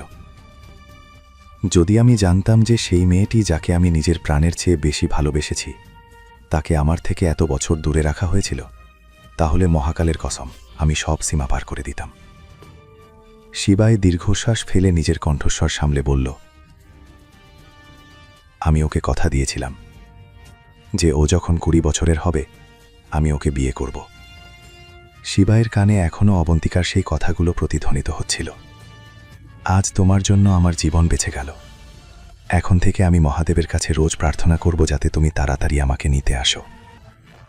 নিজের ভাবনা থেকে বেরিয়ে এসে শিবাই দীনেশকে জিজ্ঞাসা করল, এখন অবন্তিকা কোথায়? আমি শুধু এটুকুই জানি যে আজ দুপুরের পর থেকে অবন্তিকা নিখোঁজ। তাকে কোথাও বিক্রি করে দেওয়া হয়েছে, যেমনটা ছোটবেলায় হয়েছিল। তবে তার লোকেশনের আপডেট কিছুক্ষণের মধ্যেই চলে আসা উচিত। এ কথা শুনে শিবায়ের রক্ত টকপক করে ফুটছিল। তখনই দীনেশের সেক্রেটারি দরজা লক করল। May I come in sir? Come in. Sir, আপনি মিস্টার ইয়াশ শতাবতকে কন্ট্রাক্ট সাইন করার জন্য ডেকেছিলেন। তিনি বাইরে আপনার জন্য অপেক্ষা করছেন। কি বলবো তাকে? দীনেশ এক মুহূর্ত সময় নষ্ট না করে বলল, টেল হিম টু ওয়েট। শিবাই সেই সেক্রেটারির কথা শুনে চমকে উঠল। সে সঙ্গে সঙ্গে আন্দাজ করে নিল যে এ সেই ইয়াশ, নন্দিনীর বয়ফ্রেন্ড। কিন্তু এই মুহূর্তে শিবাইয়ের কাছে একমাত্র অবন্তিকাই গুরুত্বপূর্ণ ছিল। মনে হচ্ছিল যেন এই সব কিছু তার বিরুদ্ধে বাজাজ পরিবারের কোনো এক সুপরিকল্পিত ষড়যন্ত্র। কিন্তু শিবাই এখন লোকেশন জানার জন্য আর অপেক্ষা করতে পারছিল না। তার বুক কাঁপছিল অবন্তিকার সঙ্গে খারাপ কিছু না ঘটে যায়। ঠিক তখনই দীনেশের ফোন বেজে উঠল। কল রিসিভ করতেই দীনেশ হন্তদন্ত হয়ে জিজ্ঞেস করল, কিছু কি জানা গেল? কিন্তু ওপাশ থেকে যে উত্তর এলো তা শুনেই দীনেশের পায়ের তলা থেকে মাটি সরে গেল। দীনেশের প্রতিক্রিয়া দেখে শিবাই অস্থির হয়ে পড়ল। কি হয়েছে অবন্তিকার, বলো। দীনেশ কাঁপতে কাঁপতে বলল, স্যার, অনেক বড় গণ্ডগোল হয়ে গেছে। রেখা অবন্তিকাকে 20 কোটিতে থান্ডার নাইট ক্লাবে ভিকি নামের এক লোকের কাছে বিক্রি করে দিয়েছে। শিবাই ভিকির নাম আগে শুনেছিল। সে ছিল এক চরম জঘন্য লোক। তার চরিত্র ছিল কুৎসিত। মেয়েদের নিজের টাকা আর ক্ষমতা দিয়ে কেনা তার শখ ছিল। সে মেয়েদের কেবল এক টুকরো পণ্য মনে করত। তাদের অসহায়ত্বের সুযোগ নিয়ে সে তাদের শিকার বানাত। মদ, জুয়া আর কালো কারবারে ভিকির নাম সবসময় জড়িয়ে থাকত। কিন্তু তার প্রভাব এত ওপর মহল পর্যন্ত ছিল যে আজ পর্যন্ত কেউ তাকে স্পর্শ করতে পারেনি। অন্যদিকে অবন্তিকার সামনে বসে থাকা ভিকি তাকে এক ক্ষুধার্ত কুকুরের মতো দেখছিল। অবন্তিকা ওখানকার পরিবেশ বুঝে গিয়েছিল, তাই সে দ্রুত সেখান থেকে বের হতে চাইছিল। কিন্তু ভিকির উদ্দেশ্য ছিল অন্য কিছু। অবন্তিকা ভিকিকে কিছু বলার আগেই ভিকির ফোন বেজে উঠল। হ্যাঁ, ও এসে গেছে। আমার সামনেই বসে আছে। আমার একদম আশা ছিল না যে তুমি এমন সুন্দরী কাউকে আমার কাছে পাঠাবে। যাই হোক, রাখছি। কাল বাড়ি এসে টাকা নিয়ে যেও। ওপাশে একথা শুনে রেখা হাসল। দেখো, আমি পুলিশের কোনো ঝামেলা চাই না। তোমার ডিল, তোমার দায়িত্ব। ফোন রেখে রেখা স্বস্তির নিঃশ্বাস ফেলে বলল, এখন থেকে এই মেয়ের না কোনো নাম থাকবে, না কোনো পরিচয়। ভিকির কথা শুনে অবন্তিকা ভয় পেয়ে গেল। ভিকি কাকে টাকা দেওয়ার কথা বলছিল। সে ভয়ে নজর এড়িয়ে নিজের পোশাক ঠিক করতে লাগল। ভিকি বলল, অবন্তিকা, এত দূরে কেন? আমার পাশে এসে বসো। ডিল সাইন করতে হবে তো, তাই না? এ কথা শোনা মাত্রই অবন্তিকার শরীরে এক হিম শীতল স্রোত বয়ে গেল। ভিকির উদ্দেশ্য এখন তার কাছে পুরোপুরি পরিষ্কার। অবন্তিকা আজ আবার এক চরম বিপদে ফেসে গিয়েছিল। হঠাৎ তার মাথায় ছোটবেলার সব স্মৃতি ভিড় করে এলো। কিভাবে রেখা তাকে মারধর করত এবং ঘরের সব কাজ করাত। সে পড়াশোনায় নন্দিনীর চেয়ে অনেক ভালো ছিল, তাই রেখা তাকে গ্র্যাজুয়েশনও শেষ করতে দেয়নি। অবন্তিকা নন্দিনীর চেয়ে বেশি সুন্দরী ছিল, তাই নন্দিনীও তাকে হিংসে করত এবং প্রায়ই কোনো না কোনো ক্ষতি করে তার দোষ অবন্তিকার উপর চাপিয়ে দিত। অবন্তিকা প্রতিটি দিন লাঞ্ছনা আর যন্ত্রণার মধ্য দিয়ে কাটিয়েছে, কেবল এই আশায় যে 12 বছর আগের সেই ছেলেটি একদিন আসবে এবং তাকে নিজের সাথে নিয়ে যাবে। কিন্তু আফসোস, সে কখনো আসেনি। আজ অবন্তিকা মনে মনে ঠিক করে নিয়েছিল যে তার সাথে যদি খারাপ কিছু হয় তবে সে নিজের প্রাণ দিয়ে দেবে। এই ধরনের জীবন সে আর বাঁচতে পারছিল না। অবন্তিকাকে ভিকির কাছে বিক্রি করে দেওয়া হয়েছে। শোনা মাত্রই শিবায়ের চোখে যেন আগ্নেয়গিরি জ্বলে উঠল। রাগে তার চোখ রক্তবর্ণ হয়ে গিয়েছিল, যেন পুরো দুনিয়া জ্বালিয়ে দেবে।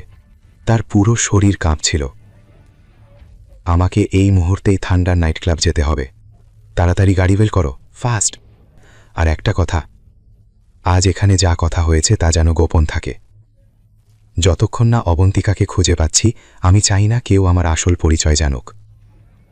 দীনেশ উত্তর দিল, চিন্তা করবেন না স্যার, আমরা খেয়াল রাখব। শিবায় দ্রুত লিফটের দিকে এগিয়ে গেল, কিন্তু প্রতিটি সেকেন্ড তার কাছে কয়েক ঘন্টার মতো মনে হচ্ছিল। তার শ্বাসকষ্ট হচ্ছিল। অবন্তিকা, আমি আসছি, আর একটু অপেক্ষা করো। নিজের উপর নিয়ন্ত্রণ হারিও না, সে বিড়বিড় করে নিজের মনেই কথা বলছিল। ঠিক তখনই যশ তার সামনে এসে দাঁড়ালো। শিবায়, তুমি কি এখানে গার্ডের চাকরির জন্য আবেদন করতে এসেছো? কিন্তু এখানকার গার্ডরাও তো বেশ যোগ্যতা সম্পন্ন। এখন নিশ্চয়ই তোমাকে এখান থেকেও তাড়িয়ে দেওয়া হয়েছে। অবশ্য তুমি চাইলে আমার এখানে পিয়নের কাজ করতে পারো। 5,000 টাকা বেতন দেব। শিবায় তাকে উপেক্ষা করে এগিয়ে যাওয়ার চেষ্টা করল, কিন্তু জস তার পথ আটকে দাঁড়াও। তো এখন তুমি আমাকে তেজ দেখাচ্ছ? জানো, আজ আমি ইন্ডাস কোম্পানির সাথে একটা চুক্তি স্বাক্ষর করতে যাচ্ছি। এই চুক্তিতে আমার কোম্পানি আর ইন্ডাসের নাম উজ্জ্বল হয়ে যাবে। আমি কোটিপতি হয়ে যাব। কিন্তু তোমার জন্য তো দারিদ্র্যের সাথে ইন্দোরে বেঁচে থাকাই কঠিন হয়ে পড়বে। এখন তো নন্দিনীও তোমার হাত থেকে বেরিয়ে গেছে। রাগে শিবারের মুঠি শক্ত হয়ে এলো। তার মাথায় তখন একটাই চিন্তা ঘুরছিল, অবন্তিকা বিপদে আছে, আর এই বোকাটা তার সময় নষ্ট করছে। আমার কাছে তোমার এই বাজে কথা শোনার সময় নেই, আমার পথ থেকে সরে দাঁড়াও। শিবাই দাঁতে দাঁত চেপে বলল। শিবায় আর 1 সেকেন্ডও সেখানে দাঁড়াতে পারছিল না। সে কিছু না বলেই যশকে জ্বলে একটা ধাক্কা দিয়ে লিফটে উঠে গেল। যশ টালমাটাল হয়ে সামলে নিল, কিন্তু পরের মুহূর্তেই রাগে চিৎকার করে উঠল, এই 2 পয়সার লোক, আমাকে উপেক্ষা করে চলে যাচ্ছিস? একবার এই চুক্তিটা সই হতে দে, তারপর তোর এমন দশা করব যে। ঠিক তখনই লিফটের দরজা বন্ধ হয়ে গেল। লিফট বন্ধ হতেই শিবায় দীনেশকে ফোন করে শুধু এইটুকু বলল, there will be no deal between Yash and Indus group. Noted sir. কিছুক্ষণের মধ্যেই সেক্রেটারি দৌড়ে যশের কাছে এলো। মিস্টার ইয়াশ, জলদি চলুন। যশের চোখ খুশিতে চকচক করে উঠল। দীনেশজি কি ফ্রি হয়েছেন? আমি কি চুক্তি সই করতে যেতে পারি? না, দীনেশজির আদেশ, তিনি আপনার সাথে চুক্তি বাতিল করছেন। যশের মুখ ফ্যাকাশে হয়ে গেল। কি কি বলছেন এসব? আপনার কি হুঁশ আছে? আমার তো আগেই কথা হয়ে গিয়েছিল। আমি আমার সর্বস্ব এই চুক্তিতে লাগিয়ে দিয়েছি। যদি এই ডিলটা না হয় তবে আমি পথে বসে যাব। যশ ঘাবড়ে গেল। দুঃখিত, কিন্তু আমি কিছু করতে পারবো না। এটা ম্যানেজারের সিদ্ধান্ত। আপনি আমাদের কোম্পানির খুব বড় একজন মানুষকে অপমান করেছেন। ওনার কথাতেই এই ডিল বাতিল করা হয়েছে। এখন তাড়াতাড়ি এখান থেকে বেরিয়ে যান, নয়তো আমাকে গার্ড ডেকে আপনাকে জোর করে বের করে দিতে হবে। যশ কিছুই বুঝতে পারছিল না যে এসব কি হচ্ছে। গত 2 দিনে সে কোনো বড় মানুষকে অপমান করেনি, শিবায় ছাড়া। কিন্তু শিবায়, সে তো নন্দিনীর সেই 2 পয়সার প্রাক্তন স্বামী। তার সাথে এসবের কোনো সম্পর্ক থাকতেই পারে না। যশ নিজের মাথায় অনেক জোর দিল, কিন্তু কিছুই মাথায় আসছিল না। অন্যদিকে শিবায় অফিস বিল্ডিংয়ের পার্কিং লটে চলে এলো। সে গাড়ি স্টার্ট দিয়ে পূর্ণ গতিতে সেখান থেকে বেরিয়ে গেল। সে জানত 1 সেকেন্ডের দেরিও অবন্তিকার জীবন তছনছ করে দিতে পারে। সে কি এখন ফিকির কাছে আছে? সেই ক্ষুধার্ত পশুর মতো লোকটা কি তাকে ছিনে খাওয়ার অপেক্ষায় বসে আছে? অন্য এক প্রান্তে দেবও নিজের অপমানের প্রতিশোধ নিতে প্রস্তুত ছিল। সে আন্ডারওয়ার্ল্ড মাফিয়া হেডশটকে শিবায়ের নামে সুপারি দিয়ে দিয়েছিল। হেডশট ফোন করে দেবকে বলল, দেবজি, অর্ধেক টাকা পেয়ে গেছি, আজই তোমার কাজ হয়ে যাবে। আমাকে এমনি এমনি হেডশট বলে না, মাথার একদম মাঝখানে গুলি মারব। এখন কি হবে? শিবায় কি অবন্তিকাকে বাঁচাতে পারবে? কি হবে যখন শিবাই জানতে পারবে যে দেব এ মারার জন্য হেডশটকে পাঠিয়েছে, যে কিনা আবার দীনেশের ভাইপো? যশের ডিল বাতিলের খবর শুনে রেখা আর নন্দিনীর কি অবস্থা হবে? যশ কি কখনো জানতে পারবে যে আসলে শিবাইকে? হে মহাকাল, যাই হয়ে যাক না কেন, আজ অবন্তিকার খেয়াল রেখো। শিবায় সজোরে গাড়ির অ্যাক্সেলারেটর চাপল এবং গাড়িটি গতি বাড়িয়ে শহরের সব সিগন্যাল ভেঙে থান্ডার নাইট ক্লাবের দিকে এগিয়ে চলল। অন্যদিকে ইন্ডাস গ্রুপ থেকে বেরোনোর সময় যশের মনে একটাই প্রশ্ন ঘুরপাক খাচ্ছিল, যে সে আসলে কাকে অফেন্ড করে ফেলেছে। ভয়ের চোটে যশের অবস্থা খারাপ ছিল, তার মাথা কাজ করছিল না। ঠিক তখনই তার ফোনে রেখার কল এলো। রেখা জিজ্ঞেস করল, যশ, তুমি কি এই ডিল সাইন করে নিয়েছো? ভুলো না কিন্তু, নন্দিনীর জন্মদিন আসছে, কোম্পানির সব কর্মচারীদের ইনভাইট করো, দীনেশজিকেও। নন্দিনীর সাথে যদি ওনার পরিচয় হয়ে যায় তবে সবার জন্যই খুব ভালো হবে, মানে যদি প্রফেশনালি চেনা জানা হয় আর কি। আমার কথার ভুল মানে বের করো না। যশ রেগে গিয়ে চিৎকার করে উঠল, শাট আপ! নিজের মুখ বন্ধ রাখো পাগল বুড়ি, আমার কন্ট্রাক্ট বাতিল হয়ে গেছে। যশ এই প্রথমবার রেখার সাথে এত অভদ্রভাবে কথা বলল। রেখা অবাক হয়ে জিজ্ঞেস করল, কিন্তু এটা কি করে সম্ভব? ডিলের কথা তো আগেই হয়ে গিয়েছিল। যশ উত্তর দিল, আমি কি করে জানবো এসব কিভাবে হলো? আমি তো বরবাদ হয়ে গেছি।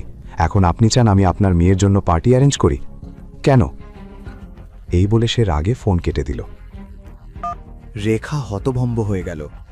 সে পাশে বসা নন্দিনীর দিকে তাকিয়ে বলল, এই যশও অপদার্থ বেরোলো, ওর ডিল বাতিল হয়ে গেছে। এর মানে দীনেশ সিং আমার বার্থডেতে আসবেন না মম? এখন আমরা কি করব? কোম্পানি বাঁচাতে 2 কোটি টাকা কোথা থেকে আসবে? নন্দিনী ঘাবড়ে গিয়ে জিজ্ঞেস করল। তারপর নিজেই বুদ্ধি দিয়ে বলল, মা, একটা আইডিয়া আছে।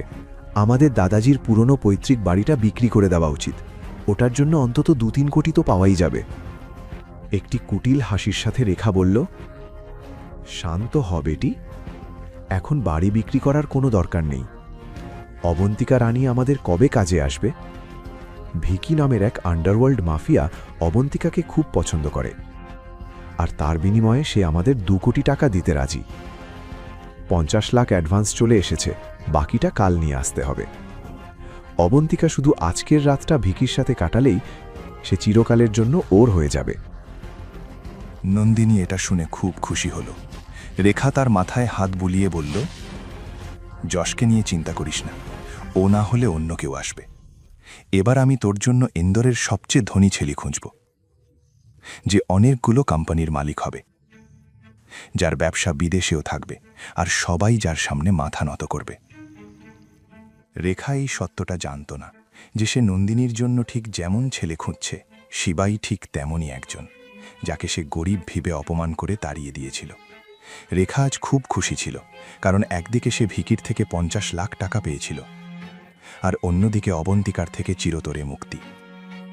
আসলে রেখা অবন্তিকাকে ঘৃণা করত এবং সবসময় তার থেকে পিছু ছাড়াতে চাইত। রেখা ছোটবেলা থেকেই অবন্তিকার জম হয়ে ওর পিছনে পড়েছিল। সে তার সতীনের এই কলঙ্ককে জীবিত দেখতে চাইত না, তাই সে অনেকবার অবন্তিকাকে মেরে ফেলার চেষ্টাও করেছিল। কিন্তু শ্বশুর মশাই আর আইনের ভয়ে সে তার এই জঘন্য উদ্দেশ্য সফল করতে পারেনি। তাই আজ কোম্পানি বাঁচানোরও ছিলায় সে অবন্তিকাকে বিক্রি করার একটা সুযোগ পেয়ে গেল। যদিও 12 বছর আগেও সে অবন্তিকাকে চাইল্ড ট্রাফিকিং মাফিয়ার কাছে বিক্রি করার চেষ্টা করেছিল, কিন্তু ভাগ্যক্রমে তখন অবন্তিকা বেঁচে গিয়েছিল। এবার রেখা নিশ্চিত ছিল যে তার প্ল্যান সফল হবে, কিন্তু শিবায় থাকতে অবন্তিকার কেউ চুলো স্পর্শ করতে পারবে না। এই মুহূর্তে শিবাই দ্রুত থান্ডার নাইট ক্লাবে পৌঁছাতে চাইছিল, কিন্তু মাঝপথে সে অনুভব করল কেউ তার গাড়ির পিছু নিচ্ছে। শিবাই পিছনের গাড়িটিকে পাত্তা না দিয়ে নিজের গাড়ির গতি বাড়িয়ে থান্ডার নাইট ক্লাবের দিকে চলে গেল। পিছনের লোকগুলো ছিল দেবের পাঠানো গুন্ডা, যারা শিবাইকে মারার জন্য পিছু নিয়েছিল। হেডশট নামের একজন গুন্ডা গাড়ির সামনের সিটে বসে সবকিছু মনিটর করছিল। দেবের ফোন আসতেই হেডশট বলল, মিস্টার দেব, চিন্তা করবেন না, এই লোকটাকে আজ আমরা শেষ করেই ছাড়ব। দেব নিশ্চিন্ত হয়ে বলল, তুমি বলছো যখন, তাহলে আমি এবার শান্তিতে ঘুমাতে পারি। থান্ডার নাইট ক্লাবে পৌঁছে শিবাই গাড়ি পার্ক করল এবং এন্ট্রেন্সের দিকে দৌড়ে গেল। এই 5তলা বিল্ডিংয়ে শহরের সব অবৈধ কাজ চলত। শহরের সব গুন্ডা ও মাফিয়ারা প্রতি রাতে এখানে আসত এবং তাদের অপরাধমূলক কর্মকাণ্ড চালাত। শিবায় থান্ডার নাইট ক্লাবের কালো কারনামা সম্পর্কে জানত, তাই সে যত দ্রুত সম্ভব অবন্তিকার কাছে পৌঁছাতে চেয়েছিল। হেডশট কখনো শিবায় বা মেজার শিবাকে দেখেনি, তাই সে জানত না যে সে আসলে কাকে টার্গেট করছে। ওদিকে যখন শিবায় ক্লাবে ঢুকে পড়েছিল, তখন অন্যদিকে অবন্তিকা সোফায় খুব ঘাবড়ে গিয়ে বসেছিল। সে একটি সাধারণ কালো রঙের স্যুট পরেছিল। মেকআপ ছাড়াও তাকে খুব সুন্দর দেখাচ্ছিল। ভিকি তাকে দেখে পাগল হয়ে যাচ্ছিল। সে দেরি না করে অবন্তিকার হাত ধরে ফেলল, কিন্তু অবন্তিকা তৎক্ষণাৎ নিজের হাত সরিয়ে নিল এবং কঠোর গলায় বলল, মিস্টার ভিকি, আমি এখানে ব্যবসার কাজে আপনার সাথে দেখা করতে এসেছি। দয়া করে একটু ভদ্রভাবে আচরণ করুন। আসল বিষয়টি হল, রেখা অবন্তিকাকে এই বলে ভিকির কাছে পাঠিয়েছিল যে ভিকি বাজাজ ইন্ডাস্ট্রিজে 2 কোটি টাকা বিনিয়োগ করতে চায় এবং সেই চুক্তির কাগজে অবন্তিকাকে দিয়ে সই করাতে হবে। ভিকি বলল, অবন্তিকা, এত তাড়াহুড়ো কিসের? আলোচনার জন্য সহযোগিতারও প্রয়োজন। চলো একসাথে ডিনার করি, তারপর মুভি দেখব। এটুকু বলে সে অবন্তিকার কাছে আসতে শুরু করল এবং বলল, আমি শুনেছি তুমি বাজাজ পরিবারের অবৈধ সন্তান। তোমার জীবন নিশ্চয়ই খুব কঠিন। দেখো, তোমার পোশাকগুলোও খুব সস্তা মনে হচ্ছে, কিন্তু তুমি চাইলে আমি তোমাকে দামি ব্র্যান্ডের পোশাক কিনে দিতে পারি। আমার টাকার কোনো অভাব নেই। এসো, আমার কাছে এসো। এ কথা শুনেই অবন্তিকার শক্ত টকবক করে উঠল। সে ভিকির চোখের দিকে তাকিয়ে শক্ত স্বরে বলল, মিস্টার ভিকি, আমি সেই সব মানুষদের মধ্যে নই যারা সামান্য টাকার জন্য নিজের আত্মসম্মান বিক্রি করে দেয়। আপনি তামিজ বজায় রেখে কথা বলুন। এবার ভিকিও রেগে গেল। তুমি আমাকে মানা করছো? আমাকে নিচু চোখে দেখছো?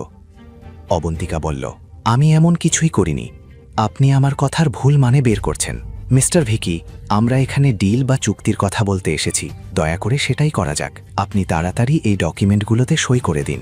ভিকি অবন্তিকার ওপর খুব রেগে যাচ্ছিল, কিন্তু অবন্তিকার এই জেদি ব্যবহার তাকে আরও বেশি আকৃষ্ট করছিল। সে অবন্তিকাকে স্পর্শ করার জন্য ব্যাকুল হয়ে উঠছিল। সে অবন্তিকার সামনে একটি সিল করা মদের বোতল রেখে বলল, এই বোতলটা শেষ করি, তারপর তুমি যেখানে বলবে আমি সেখানে সই করে দেব। এবার অবন্তিকার সহ্য করতে পারল না। সে রেগে গিয়ে বলল, মিস্টার ভিকি, আপনার ইচ্ছে হলে সই করুন, না হলে করবেন না। আমি আসছি, বাই। এই বলে অবন্তিকা নিজের ব্যাগ তুলে সেখান থেকে চলে যেতে লাগল। কিন্তু সে যখনই উঠে যেতে চাইল, ভিকি পেছন থেকে বলল, তোমার কি মনে হয় এটা কোনো পাবলিক ওয়াশরুম? যখন মন চাইল এলে আর চলে গেলে? ভিকি কথাটি বলে হাত নাড়াতেই হঠাৎ সেই প্রাইভেট রুমের দরজা বন্ধ হয়ে গেল। শিবাই থান্ডার নাইট ক্লাবের ভেতরে পৌঁছে গিয়েছিল, কিন্তু এত বড় ইমারতে সে কোথা থেকে খোঁজা শুরু করবে তা বুঝতে পারছিল না। ওদিকে হেডশটও নিজের সব প্রস্তুতি সেরে নিয়েছিল, বন্দুক তার হাতে আর শিকার তার সামনে। তখনই শিবাই গেটে একজন বডিগার্ডকে দেখতে পেল। সে চিতার মতো ক্ষিপ্রতায় বডিগার্ডকে জাপটে ধরল এবং তার নিজের বন্দুকই তার মাথায় ঠেকিয়ে জিজ্ঞাসা করল, এখানে ভিকি নামের লোকের কাছে 28 বছর বয়সী কোনো মেয়ে এসেছে? তাড়াতাড়ি বলো, না হলে সবকটা গুলি তোমার ভেতরে ভরে দেব। বডিগার্ড নিজের বন্দুক দেখেই ভয় পেয়ে গেল, কিন্তু সে মুখ খুলল না। সেবাই বডিগার্ডের মাথায় বন্দুকের বাঁট দিয়ে আঘাত করে তাকে অজ্ঞান করে দিল এবং সামনের দিকে দৌড়ে চলে গেল। অন্যদিকে অবন্তিকা চিৎকার করে ভিকিকে বলতে লাগল, এসব কি করছেন? আমাকে যেতে দিন। ভিকি হাসতে হাসতে বলল, তোমার কি সত্যিই মনে হয় তোমাকে এখানে সই নেওয়ার জন্য পাঠানো হয়েছে? ও মাই গড, আমি তোমাকে সত্যিটা বলি, বাজাজ পরিবার তোমাকে 2 কোটিতে বিক্রি করে দিয়েছে। তারা 50 লাখ টাকা অ্যাডভান্সও নিয়ে নিয়েছে। তাই চুপচাপ এসো আর আমার কোলে বসো। এ কথা শুনে অবন্তিকা প্রচণ্ড ধাক্কা খেল। এই জঘন্য পরিস্থিতির কথা সে কল্পনাও করতে পারেনি। সে তো দাদির কথাই এখানে এসেছিল। তাহলে কি দাদিও সবার সাথে মিলে এই ষড়যন্ত্রে সামিল ছিলেন? না, এটা সত্যি হতে পারে না। সে বিড়বিড় করে বলতে লাগল। তখনই ভিকি পেছন থেকে তার কাছে এলো এবং অবন্তিকার কোমর জড়িয়ে ধরল। অবন্তিকা নিজেকে সামলে নিয়ে ভিকির হাত ঝটকিয়ে সরিয়ে দিল এবং তাকে সজোরে এক চড় কষিয়ে দিল। যখন দরজা খুলল না, তখন অবন্তিকা কাঁদতে কাঁদতে চিৎকার করতে শুরু করল, দরজা খোলো, বাঁচাও আমাকে, কেউ আছেন? দয়া করে কেউ আমাকে বাঁচান। তাকে চিৎকার করতে দেখে ভিকি জোরে হেসে উঠল এবং বলল, চেঁচাও, আরও চেঁচাও, কিন্তু আজ তোমাকে বাঁচাতে কেউ আসবে না। আমার কাছে আসবে না, না হলে আমি পুলিশকে ডাকব। ওদিকে যখন অবন্তিকা হার মেনে নিয়েছিল, তখন এদিকে শিবাই ধীরে ধীরে সমস্ত বডিগার্ডদের মোকাবিলা করে নাইট ক্লাবের গোলকধাঁধায় এগিয়ে যাচ্ছিল। দেবের নির্দেশে হেডশটও নিজের কালো এসইউভিতে ফ্যামিলি কোর্ট থেকে শিবাইতে ফলো করছিল এবং তাকে মারার সুযোগ খুঁজছিল। হে মহাকাল, আমার ইজ্জত বাঁচান। অবন্তিকা ভাবছিল, কিন্তু একটি ফুলের মতো কোমল মেয়ের পক্ষে এই রাক্ষসের হাত থেকে বাঁচা অসম্ভব ছিল। অন্যদিকে শিবাই নাইট ক্লাবের প্রতিটি ঘরের দরজা ভেঙে ভেঙে দেখছিল। তার মনে হচ্ছিল অবন্তিকা এই ঘরগুলোর মধ্যেই কোথাও আছে, কিন্তু প্রতিটি ভাঙা দরজার আড়ালে সে কেবল ব্যর্থতাই পাচ্ছিল। তখনই শিবাইয়ের নজর একটি ঘরের ওপর পড়ল, যার বাইরে দুজন বডিগার্ড দাঁড়িয়েছিল। গার্ডদের দেখেই শিবাই বুঝে গেল যে অবন্তিকা এই ঘরেই আছে। শিবায় যখন ওই ঘরে ঢোকার জন্য এগিয়ে গেল, গার্ডরা তার পথ আগলে দাঁড়াল। তারা ভেবেছিল শিবাইকে থামানো যাবে। মহাকালের কসম, যদি আমার পথ না ছাড়ো তবে তোমাদের নিঃশ্বাস নেওয়া বন্ধ করে দেব। শিবায়ের রাগে ফেটে পড়ে বলল। এ কথা শুনে দুই গার্ড শিবায়ের উপর হামলা করল, কিন্তু সেই নির্বোধরা জানত না শিবায় কে। শিবায় চোখের পলকে তাদের দুজনকে ধরাশায়ী করে দিল। বাঁচাও! ঘরের ভেতর থেকে অবন্তিকার চিৎকারের শব্দ ভেসে এলো।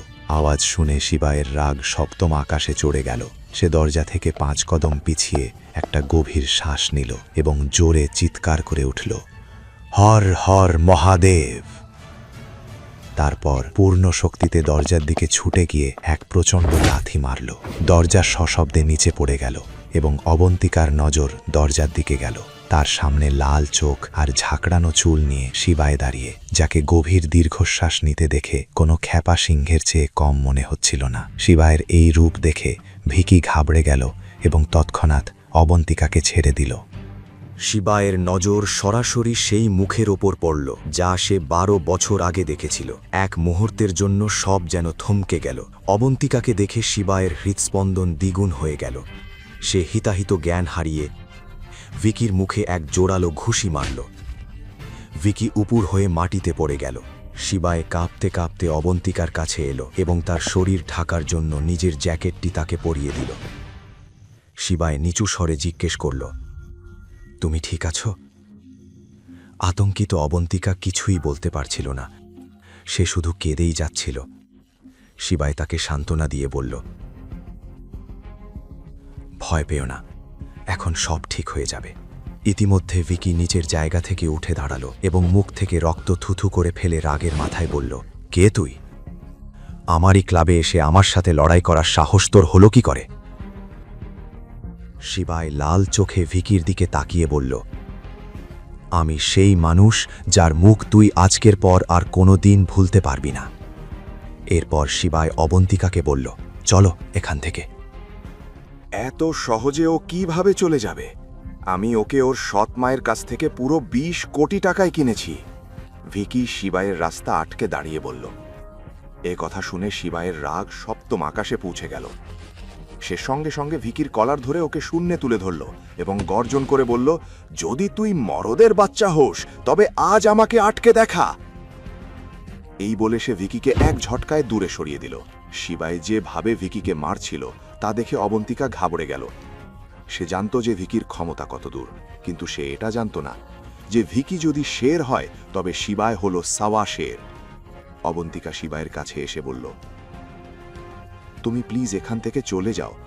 তুমি জানো না ও খুব বিপজ্জনক লোক। ভীত অবন্তিকাকে দেখে শিবায়ের ইচ্ছে করছিল ওকে জড়িয়ে ধরতে, কিন্তু সে শুধু হেসে বলল, তুমি চিন্তা করো না, ভোলেনাথ আমাদের সাথে আছেন। শিবায় যেমনই ভিকির দিকে ঘুরল, দেখল ভিকি সেখান থেকে পালিয়ে গেছে। ভিকি বাইরে গিয়ে ফোন করে তৎক্ষণাৎ নিজের বডিগার্ডদের ডেকে নিল। এদিকে শিবায় ওকে এদিক ওদিক খুঁজতে লাগল। ভীত অবন্তিকা শিবায়কে বলল, তুমি আমার কথা কেন বুঝছো না? ও আমাদের দুজনকে মেরে ফেলবে। কিন্তু শিবায়ের ওপর এসব কথার কোনো প্রভাব পড়ছিল না। অবন্তিকা আবারও বলল, তুমি কেন বুঝতে পারছো না? যা যা হচ্ছে সব আমার কপালে ছিল। আমার পোড়া কপালের চক্করে তুমি কেন নিজের প্রাণ দিতে চাইছ? শিবায় এক মুহূর্ত থেমে অবন্তিকার চোখের দিকে তাকিয়ে বলল, যদি তোমার মনে হয় এটা তোমার দুর্ভাগ্য, তবে বুঝে নাও ভোলেনাথ আমাকে তোমার ভাগ্য ঠিক করতেই পাঠিয়েছেন। শিবায়ের এই কথা শুনে অবন্তিকা হতবাক হয়ে গেল। এক মুহূর্তের জন্য তার মনে প্রশ্ন জাগল, এ কি সেই ছেলেই যে 12 বছর আগে তাকে বিয়ে করার কথা দিয়েছিল?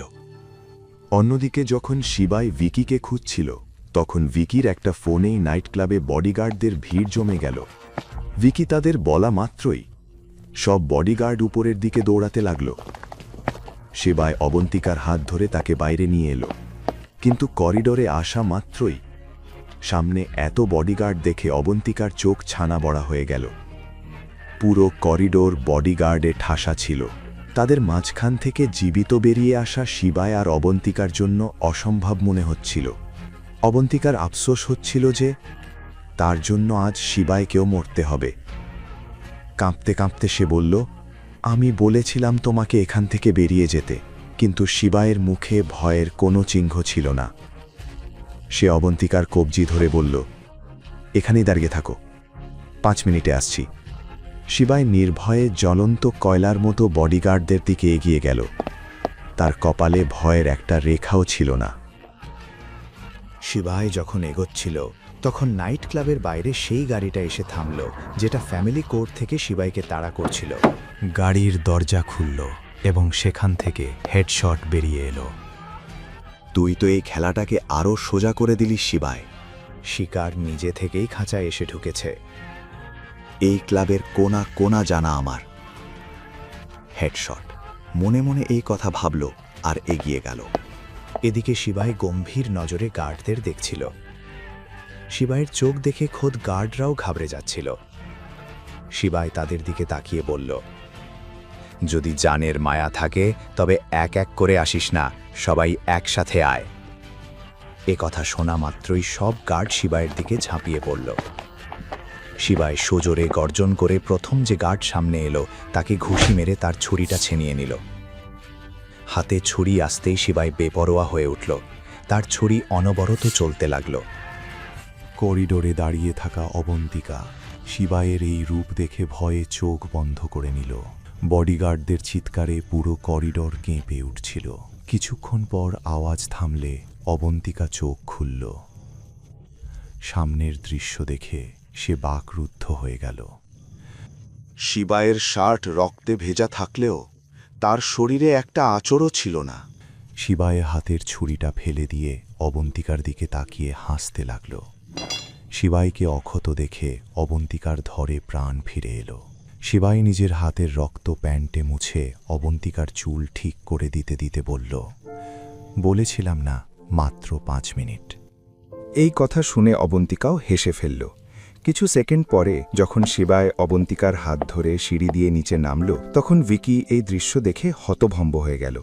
সে ভেবেছিল সে শিবায়ের লাশ দেখবে, কিন্তু এখানে তো শিবায় বেঁচে ছিল। এটি দেখে ভিকির রাগ আরও বেড়ে গেল, কিন্তু সে আর কী বা করতে পারত। শিবায় রাগী চোখে ভিকির দিকে তাকালো এবং ধীরে ধীরে তার দিকে এগিয়ে যেতে লাগল। শিবায় যত কাছে আসছিল, ভিকির গলা তত শুকিয়ে আসছিল। শিবায় ভিকির খুব কাছে পৌঁছে গিয়েছিল, কিন্তু ভিকিকে কিছু বলার আগেই সে পেছন থেকে গুলি চলার শব্দ শুনতে পেল। শিবায় পেছন ফিরে তাকাতেই তার চোখ কপালে উঠল। কেউ একজন অবন্তিকার মাথায় বন্দুক ঠেকিয়ে রেখেছিল, আর সে অন্য কেউ নয়, স্বয়ং হেডশট ছিল। তারপর হেডশট শিবায়ের দিকে তাকিয়ে হাসতে লাগল। কিরে প্রেমিক, এখন তো হার মেনে যা, নাকি তোর লায়লার জান নেব। শিবায় নিজে অবন্তিকাকে গান পয়েন্টে দেখে ঘাবড়ে গিয়েছিল। এই পরিস্থিতির মোকাবেলা করার জন্য তার শান্ত থাকা জরুরি ছিল। এমতাবস্থায় সে হেডশটকে বলল, দেখো, তোমার যা কথা বলার আছে আমার সাথে বলো। কথা কার সাথে বলবো? আমি তো এখানে কাজ শেষ করতে এসেছি। সুপারি তো তোর নামে পেয়েছিলাম, কিন্তু তুই যখন বাগে আসছিলি না, তখন দিদিকে ধরতে হলো। শিবায় বুঝতে পারছিল না যে তাকে মারার সুপারি কে দিতে পারে। শিবায় কিছু বলার আগেই ভিকি লাফালাফি করে বলল, এখন কি হলো? বেরিয়ে গেল সব দাপট। অন্যদিকে নিজের ছোট বন্দুক লোড করতে করতে হেডশট বলল, বেটা, সত্যি বলছি, আমাদের মেজর যদি না আসতেন তবে মা কাসাম খেয়ে বলছি তোকে এখানেই পুঁতে দিতাম। শিবায় এই কথা শুনে হঠাৎ শান্ত হয়ে গেল। এবং তার হাসি পেল। সে বলল, মেজর? তোর মেজরের আমার সামনে কোনো যোগ্যতা নেই। শিবায়ের এই কথা হেডশটের পছন্দ হলো না।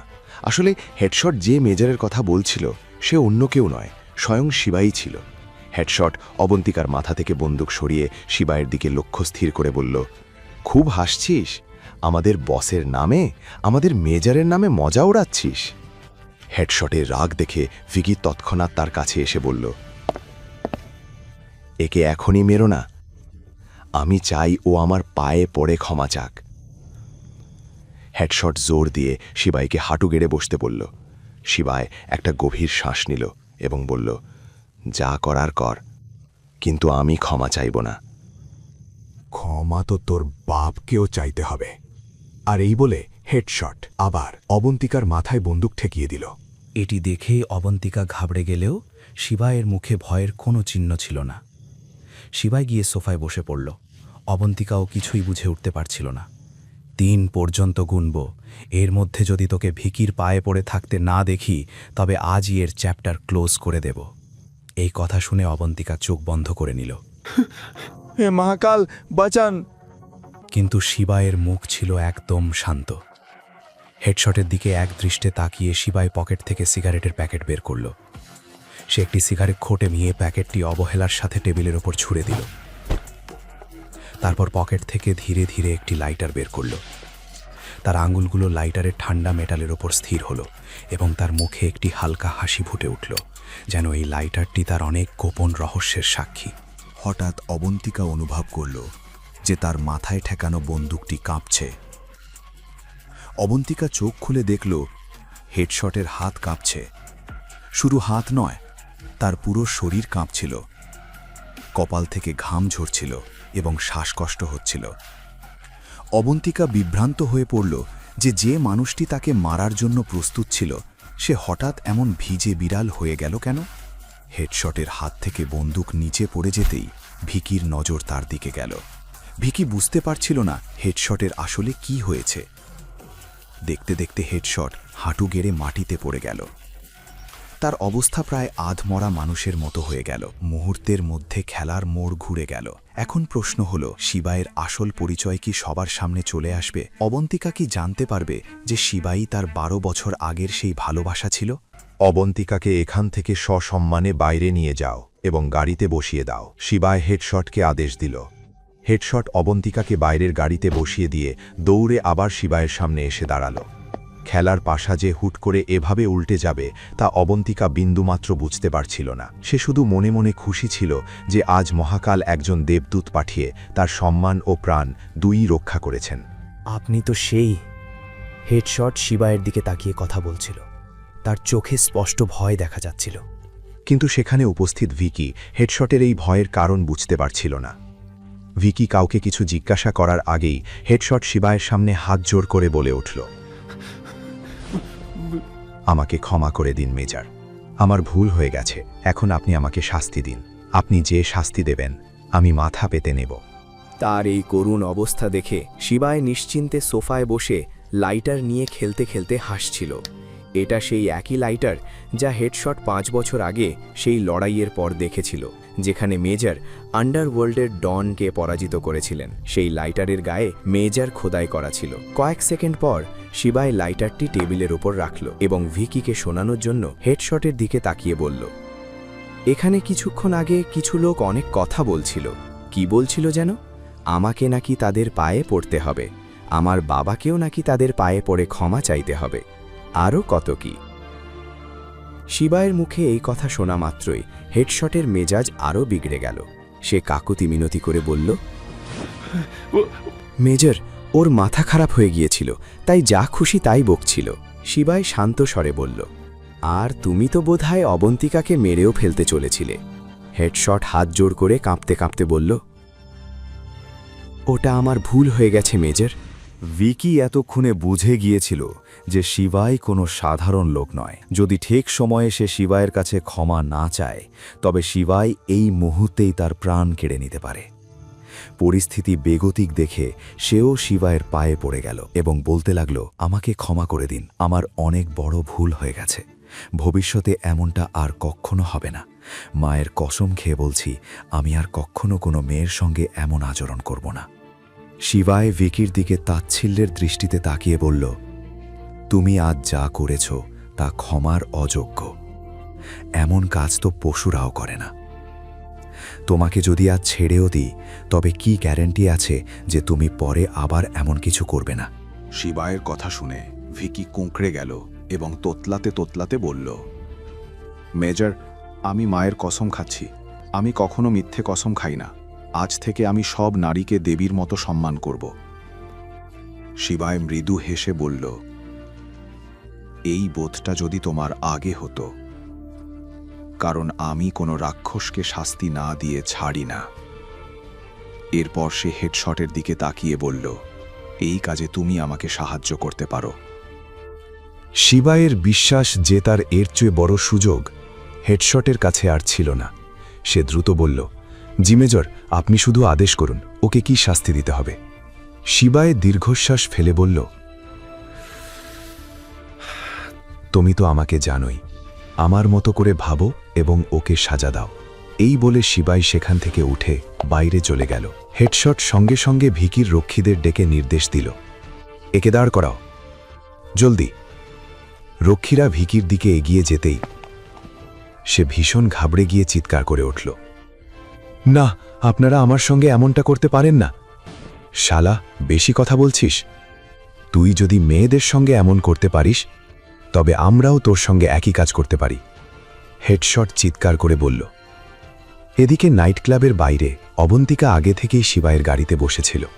শিবায় যখন গাড়িতে বসার জন্য দরজা খুলল, ঠিক তখনই নাইট ক্লাবের ভেতর থেকে ভিকির আর্ত চিৎকার শোনা গেল। তা শুনে অবন্তিকা শিবায়ের দিকে তাকিয়ে শঙ্কিত স্বরে জিজ্ঞেস করল, ওটা কিসের আওয়াজ ছিল? শিবায় গাড়ি স্টার্ট দিয়ে বলল, কে জানে ভেতরে কি হয়েছে। তুমি চিন্তা করো না অবন্তিকা।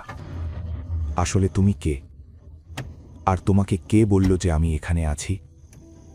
অবন্তিকা শিবাইকে এই প্রশ্নটি করল। অবন্তিকার মনে এটাই চলছিল যে শিবাই কি সেই ছেলেটি যে 12 বছর আগে তাকে কথা দিয়েছিল।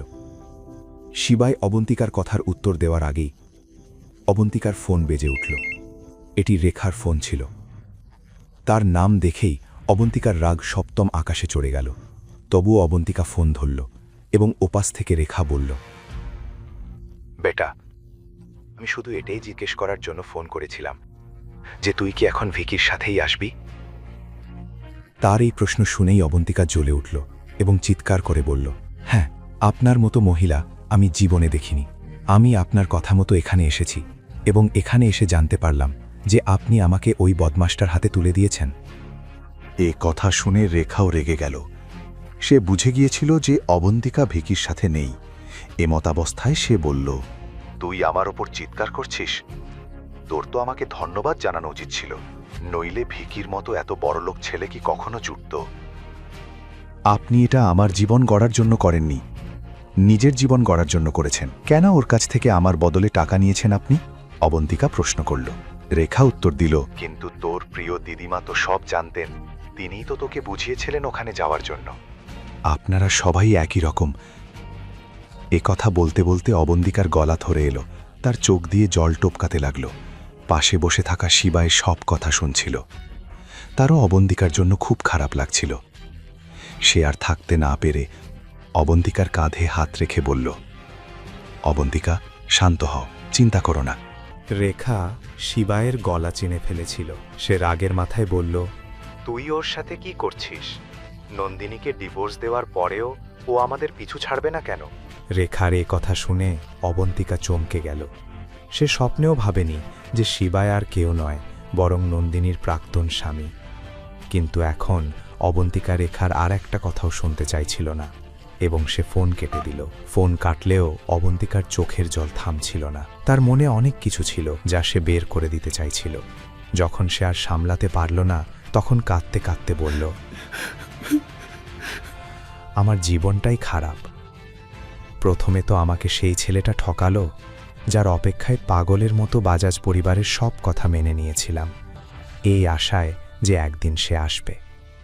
কিন্তু আমিই পাগল ছিলাম, ওর কথায় ভুলে গিয়েছিলাম। অবন্তিকার এই কথা শুনে শিবায়ের মন ভেঙে যাচ্ছিল।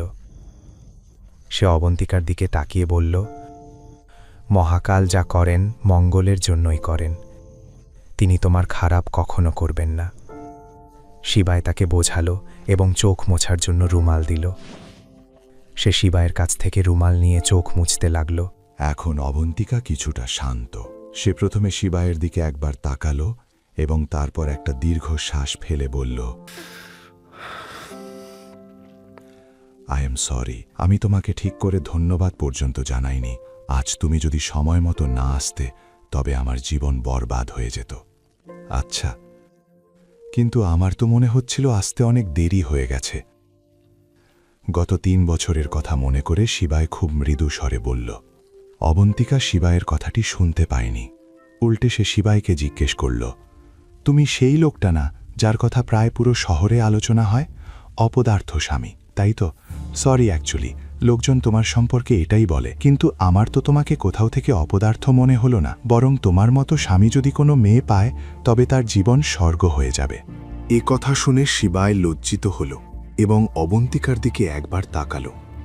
তারপর কথার মোড় ঘুরিয়ে অবন্তিকা সেই প্রশ্নটি করল যা জানার জন্য সে ব্যাকুল ছিল। আর তুমি জানলে কি করে যে আমাকে ভিকির কাছে পাঠানো হয়েছে? তোমার কোনো এক আত্মীয়কে কথা বলতে শুনে ফেলেছিলাম। এখন ম্যাডাম, আপনার সব প্রশ্ন যদি শেষ হয়ে থাকে তবে আমি কি একটা প্রশ্ন করতে পারি? এ কথা শুনে অবন্তিকা শিবায়ের দিকে তাকাতে লাগল। শিবায়ের গলায় হালকা দুশ্চিন্তার সুর ছিল। সে জিজ্ঞেস করল, তুমি ঠিক আছো তো অবন্তিকা? অবন্তিকা ধীরে ধীরে মাথা নেড়ে সম্মতি জানালো। তবে তুমি কোথায় থাকো? তোমাকে কখনো বাজাজ ম্যানশনে দেখিনি। হোস্টেলে থাকি। হোস্টেলে কেন? আর কোনো অপশনও তো নেই, অবন্তিকা বলল। শিবাই তার দিকে এক পলক তাকিয়ে জিজ্ঞেস করল, তোমার কি ওই জায়গা ছেড়ে কোনো ভালো জায়গায় থাকতে ইচ্ছে করে না? ইচ্ছে তো অনেক কিছুই করে, কিন্তু বাজাজ পরিবার আমাকে কোনোদিন নিজের মনের মতো কিছু করতে দেয়নি। এমনকি ছোটবেলা থেকে আমাকে আমার জন্মদিন পর্যন্ত পালন করতে দেওয়া হয়নি। রেখা আন্টির ধারণা আমি জন্মানোর দিন থেকেই ওনাদের পরিবারে গ্রহণ লেগেছে। আমি নাকি ওনাদের পরিবারের অভিশাপ। এ কথা শুনে শিবাই এক মুহূর্তের জন্য অবন্তিকার দিকে তাকালো। তুমি কোনোদিন নিজের বার্থডে সেলিব্রেট করনি? অবন্তিকা নাতে মাথা নেড়ে দিল। তার চোখে বিষণ্ণতা পরিষ্কার দেখা যাচ্ছিল। শিবাই দীর্ঘশ্বাস ফেলে মনে মনে বলল,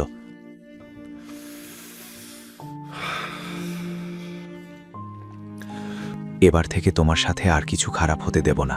কিছুক্ষণ পর তারা অবন্তিকার হস্টেলে পৌঁছালো। অবন্তিকা যখন গেটে পৌঁছালো, ওয়ার্ডেন তাকে আটকে বকুনি দিয়ে বললেন, কতবার বলেছি সময় না ফিরলে সারা রাত বাইরে থাকতে হবে? সরি, কাল থেকে হবে না।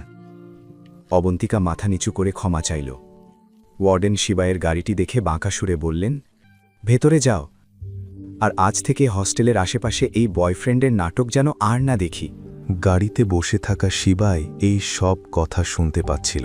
সে ওয়ার্ডেনের কথা শুনে রাগে ফেটে পড়ল। তারপর ভাবতে লাগল যে সে এখন থেকে অবন্তিকার জীবনে আর কোনো ভুল হতে দেবে না।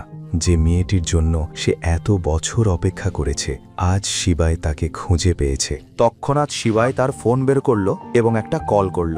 দীনেশ, ইন্দোরের সবচেয়ে বিলাসবহুল হোটেল বুক করো। ঠিক আছে স্যার। কোন তারিখ আর কোন ওকেশনের জন্য? 28 ডিসেম্বর, বার্থডে সেলিব্রেশনের জন্য। ডান স্যার, বুঝে গেছি আমি। আচ্ছা শোনো, তোমার জন্য আরও একটা কাজ আছে। শিবাই দীনেশকে কিছু নির্দেশ দিল এবং কল কেটে যেতেই শিবাই ভাবতে লাগল, অবন্তিকার সাথে ঠিক হয়নি। বজাজ ফ্যামিলিকে তো এবার আমি মজা দেখাবো। পরের দিন সকালে নন্দিনীর মা রেখার ফোন বেজে উঠল। সে ফোন রিসিভ করতেই জানতে পারল যে এটি ইন্ডাস গ্রুপের এক সেক্রেটারির কল ছিল। গুড মর্নিং মিসেস বাজাজ, আমি এটা জানানোর জন্য কল করেছি যে আপনাদের মেয়ের বার্থডে পার্টির ব্যাপারে একদম চিন্তা করার দরকার নেই। মিস্টার দীনেশ সব খরচ সামলে নেবেন, আর আমরা বাজাজদের জন্য একটা সারপ্রাইজও প্ল্যান করেছি। কি? মিস্টার দীনেশ, ইন্ডাস গ্রুপের জেনারেল ম্যানেজার, আমার মেয়ের জন্য? Okay okay, thank you. Yes ma'am. Rekha কলটা কাটতেই খুশিতে মেতে উঠল। ঠিক তখনই রেখার ফোনে ব্রেকিং নিউজের মতো একটা নোটিফিকেশন এলো। ইন্ডাস গ্রুপ মিস বাজাজের পার্টির জন্য পুরো প্লাজা হোটেল বুক করেছে, যা বছরের সবচেয়ে দামি সেলিব্রেশন হতে চলেছে। এই নিউজ দেখে রেখার খুশির সীমা রইল না। সে ভেবে নিল যে এবার বাজাজ ফ্যামিলির ভাগ্য বদলে যাচ্ছে। নিজের খুশি ভাগ করে নিতে সে দৌড়ে নন্দিনীর রুমে গেল। সারাদিন কি ঘুমিয়েই থাকবি, এটা কি ঠিক? রেখা নন্দিনীকে জোরে নাড়া দিল। মাম্মি, আমাকে আমার স্বপ্নটা তো পূরণ করতে দাও। স্বপ্নে ব্লসম হোটেলে আমার বার্থডে সেলিব্রেট হচ্ছিল। চোখ কচলাতে কচলাতে নন্দিনী বলল, আমি যদি বলি যে তোর স্বপ্ন সত্যি হয়ে গেছে তবে? রেখা দাঁত বের করে হাসতে হাসতে বলল, সেটা কি করে সম্ভব মম? জানিস, এইমাত্র ইন্ডাস গ্রুপের জেনারেল ম্যানেজার মিস্টার দীনেশের সেক্রেটারির কল এসেছিল। সে বলছিল যে মিস্টার দীনেশ তোর জন্মদিনের জন্য পুরো প্লাজা হোটেল বুক করেছেন। এই দেখ লেটেস্ট নিউজ। নন্দিনী এতটাই উত্তেজিত ছিল যে সে রেখার হাত থেকে ফোন কেড়ে নিয়ে নিউজটা পড়ল এবং তারপর বেডের উপর দাঁড়িয়ে নাচতে শুরু করল। Oh my god, oh my god, oh my god, mom! This is the best day of my life! দেখে নে বেটা, ওই অলক্ষণী শিবায় তোর জীবন থেকে চলে গেছে আর আমাদের জীবনে শুধু খুশি আর খুশি চলে এসেছে। নন্দিনী আর রেখার জীবনের এই খুশি কতদিন টিকবে? শিবায় কিভাবে বাজাজ ফ্যামিলির ওপর প্রতিশোধ নেবে? আর এত বছর পর শিবায় যে সুখ খুঁজে পেয়েছে তা কি অটুট থাকবে? সকালবেলা হোস্টেলের বাইরে শিবায় ক্যাবে অবন্তিকার জন্য অপেক্ষা করছিল। অবন্তিকা হোস্টেল থেকে বাইরে বেরোলো এবং এটা দেখে অবাক হয়ে গেল যে সেখানে শিবায় দাঁড়িয়েছিল। চলো আমার সাথে। কিন্তু কোথায়? অবন্তিকা দ্বিধায় পড়ে জিজ্ঞাসা করল, আমার উপর কি ভরসা নেই? শিবায় হাসি মুখে গাড়ির দরজা খুলল। অবন্তিকাও খুশি মনে গাড়িতে বসে পড়ল। আমি তোমার জন্য একটা সারপ্রাইজ প্ল্যান করেছি, শিবায় বলল। গতরাতের ঘটনার পর অবন্তিকাও শিবায়ের ওপর ভরসা করতে শুরু করেছিল, কারণ শিবায় তাকে এক মস্ত বড় বিপদ থেকে উদ্ধার করেছিল। কোনো প্রশ্ন না করে সে চুপচাপ গাড়িতে বসে পড়ল এবং গাড়ি চলতে শুরু করল। প্রায় আধ ঘন্টার মধ্যে তারা দুজনেই ইন্দোর শহরের সবচেয়ে অভিজাত এলাকা নিপানিয়াতে পৌঁছে গেল। সেখানে একের পর এক এমন সব অট্টালিকা ছিল যা দেখে চোখ কপালে ওঠার মতো। অবন্তিকাও তা দেখে এক মুহূর্তের জন্য হতবাক হয়ে গেল। তারপর সে শিবাইকে জিজ্ঞাসা করল, তুমি আমাকে এখানে কেন এনেছ? এটা তো একটা হাই এন্ড রেসিডেন্সিয়াল এরিয়া। বাড়ি কেনা তো দূরের কথা, আমি এখানকার ভাড়াও বহন করতে পারবো না। তুমি বেশি ভেবো না, চলো আমার সাথে। শিবাই ভালোবেসে হাসি মুখে বলল। অবন্তিকা আবার শিবাইকে বাধা দিয়ে বলল, তুমি কি এখানে আমার চাকরির ব্যবস্থা করে দেবে? আমি শুনেছি এখানে টাকা তো ভালো পাওয়া যায়, কিন্তু আমার যোগ্যতা এতটাও নয় যে আমি এখানে চাকরি পেতে পারি। তুমি বুঝতে পারছো তো? অবন্তিকার এই মন খারাপ করা কথার কি জবাব দেবে তা শিবাই বুঝে উঠতে পারছিল না। সে একটা দীর্ঘশ্বাস ফেলে বলল, তুমি একবার ভেতরে তো চলো, তারপর সব জানতে পারবে। এতগুলো বছর অপমানিত জীবন কাটানোর পর অবন্তিকার ভালো কোনো জিনিসের ওপর বিন্দুমাত্র প্রত্যাশা ছিল না। এই কারণেই এটা তার ভাবনারও বাইরে ছিল যে আজ শিবাই তার জন্য এখানে বাড়ি কিনবে। তারা দুজনেই ভেতরে গেল। আগে আগে অবন্তিকা হাঁটছিল আর পেছনে পেছনে শিবায়। অবন্তিকাকে দেখেই সেলসউম্যান খুশি হয়ে গেল। আজ অবন্তিকা হালকা গোলাপি রঙের কুর্তি পরেছিল। তার চুলগুলো হাওয়ায় উড়ে এসে তার মুখ স্পর্শ করছিল। গতকাল পর্যন্ত তার চোখে যে ভয় ছিল তা আজ এক অদ্ভুত উজ্জ্বলতায় বদলে গিয়েছিল। সেলসউম্যান মনে মনে বলল, অবশেষে আজ একটা ভালো বাড়ি বিক্রি হবে, আমার কমিশনের ব্যবস্থা হয়ে যাবে। কিন্তু যেই সে অবন্তিকার পেছনে তাকালো, তার মুখের রং উড়ে গেল। তার মনে হয়েছিল মেয়েটিকে এত সুন্দর লাগছে, মানে সাথে আসা লোকটিও হয়তো বড়লোক হবে। কিন্তু শিবায়ের অবস্থা দেখেই সে বুঝে গেল যে এরা শুধু দূর থেকে বাড়ি দেখতে এসেছে, কিনতে নয়, কারণ এত দামি বাড়ি কেনার সামর্থ্য তাদের আছে বলে মনে হচ্ছিল না। হ্যালো ম্যাম, হ্যালো স্যার, আপনারা কি এখানে বাড়ি দেখতে এসেছেন? মনে হয় ভুল জায়গায় চলে এসেছেন। এখানকার বাড়িগুলো অনেক দামি, দয়া করে কোনো সস্তা এলাকায় গিয়ে ভিজিট করুন। ধন্যবাদ। এই বলে সেলসওয়ামেন চলে যাওয়ার জন্য ঘুরল। অবন্তিকার মাথা লজ্জায় নত হয়ে গেল। তখনই শিবায় সেলসওয়ামেনকে থামিয়ে বলল, ম্যাডাম, আমাকে এই এলাকার সবচেয়ে দামি ভিলাটা দেখান। এ কথা শোনা মাত্র সেখানে উপস্থিত প্রত্যেকেই হতবাক হয়ে গেল এবং শিবায়ের দিকে হাঁ করে তাকিয়ে রইল। তখনই সেলসওয়ামেন বলল, স্যার, আপনি নিশ্চয়ই জানেন যে এই এলাকাটি ইন্দোরের সবচেয়ে জনপ্রিয় এলাকা। এবং এখানে সবচেয়ে দামি বাড়ির দাম 3 কোটি টাকা, যার জন্য আপনাকে 50% টাকা আগে জমা দিতে হবে। সেলসওয়ামানের এই কথা শুনেই শিবায় বলল, তাতে কি, যা আছে আমি কিনব, আমাকে বাড়ি দেখান। মুখ বাঁকিয়ে সেলসওয়ামান শিবায়ের দিকে তাকালো এবং বলল, স্যার, আপনি কি সত্যিই বাড়ি নিতে চান? কারণ আমরা খুব কম লোককে এখানে এন্টারটেন করি। কিন্তু শিবায় ভয় না পেয়ে বলল, আপনার কি মনে হয় আমরা টাইম পাস করতে এসেছি? আপনি আমাদের দেখিয়ে দিন, আমরা এখনই নিয়ে নেব। এবার সেলসওয়ামানের রাগ হতে শুরু করল। সে আজ পর্যন্ত এত জেদি মানুষ দেখেনি। সে ভাবতে লাগলো কি বাহানা বানিয়ে শিবাইকে অফিস থেকে বাইরে বের করা যায়। আর এই জিনিসটি অবন্তিকা তার চোখে দেখে নিয়েছিল। সে দ্বিধার সাথে শিবায়ের কানে কানে বলল, এখন এখান থেকে চলো শিবায়, না হলে এরা আমাদের ঘাড় ধাক্কা দিয়ে এখান থেকে বের করে দেবে।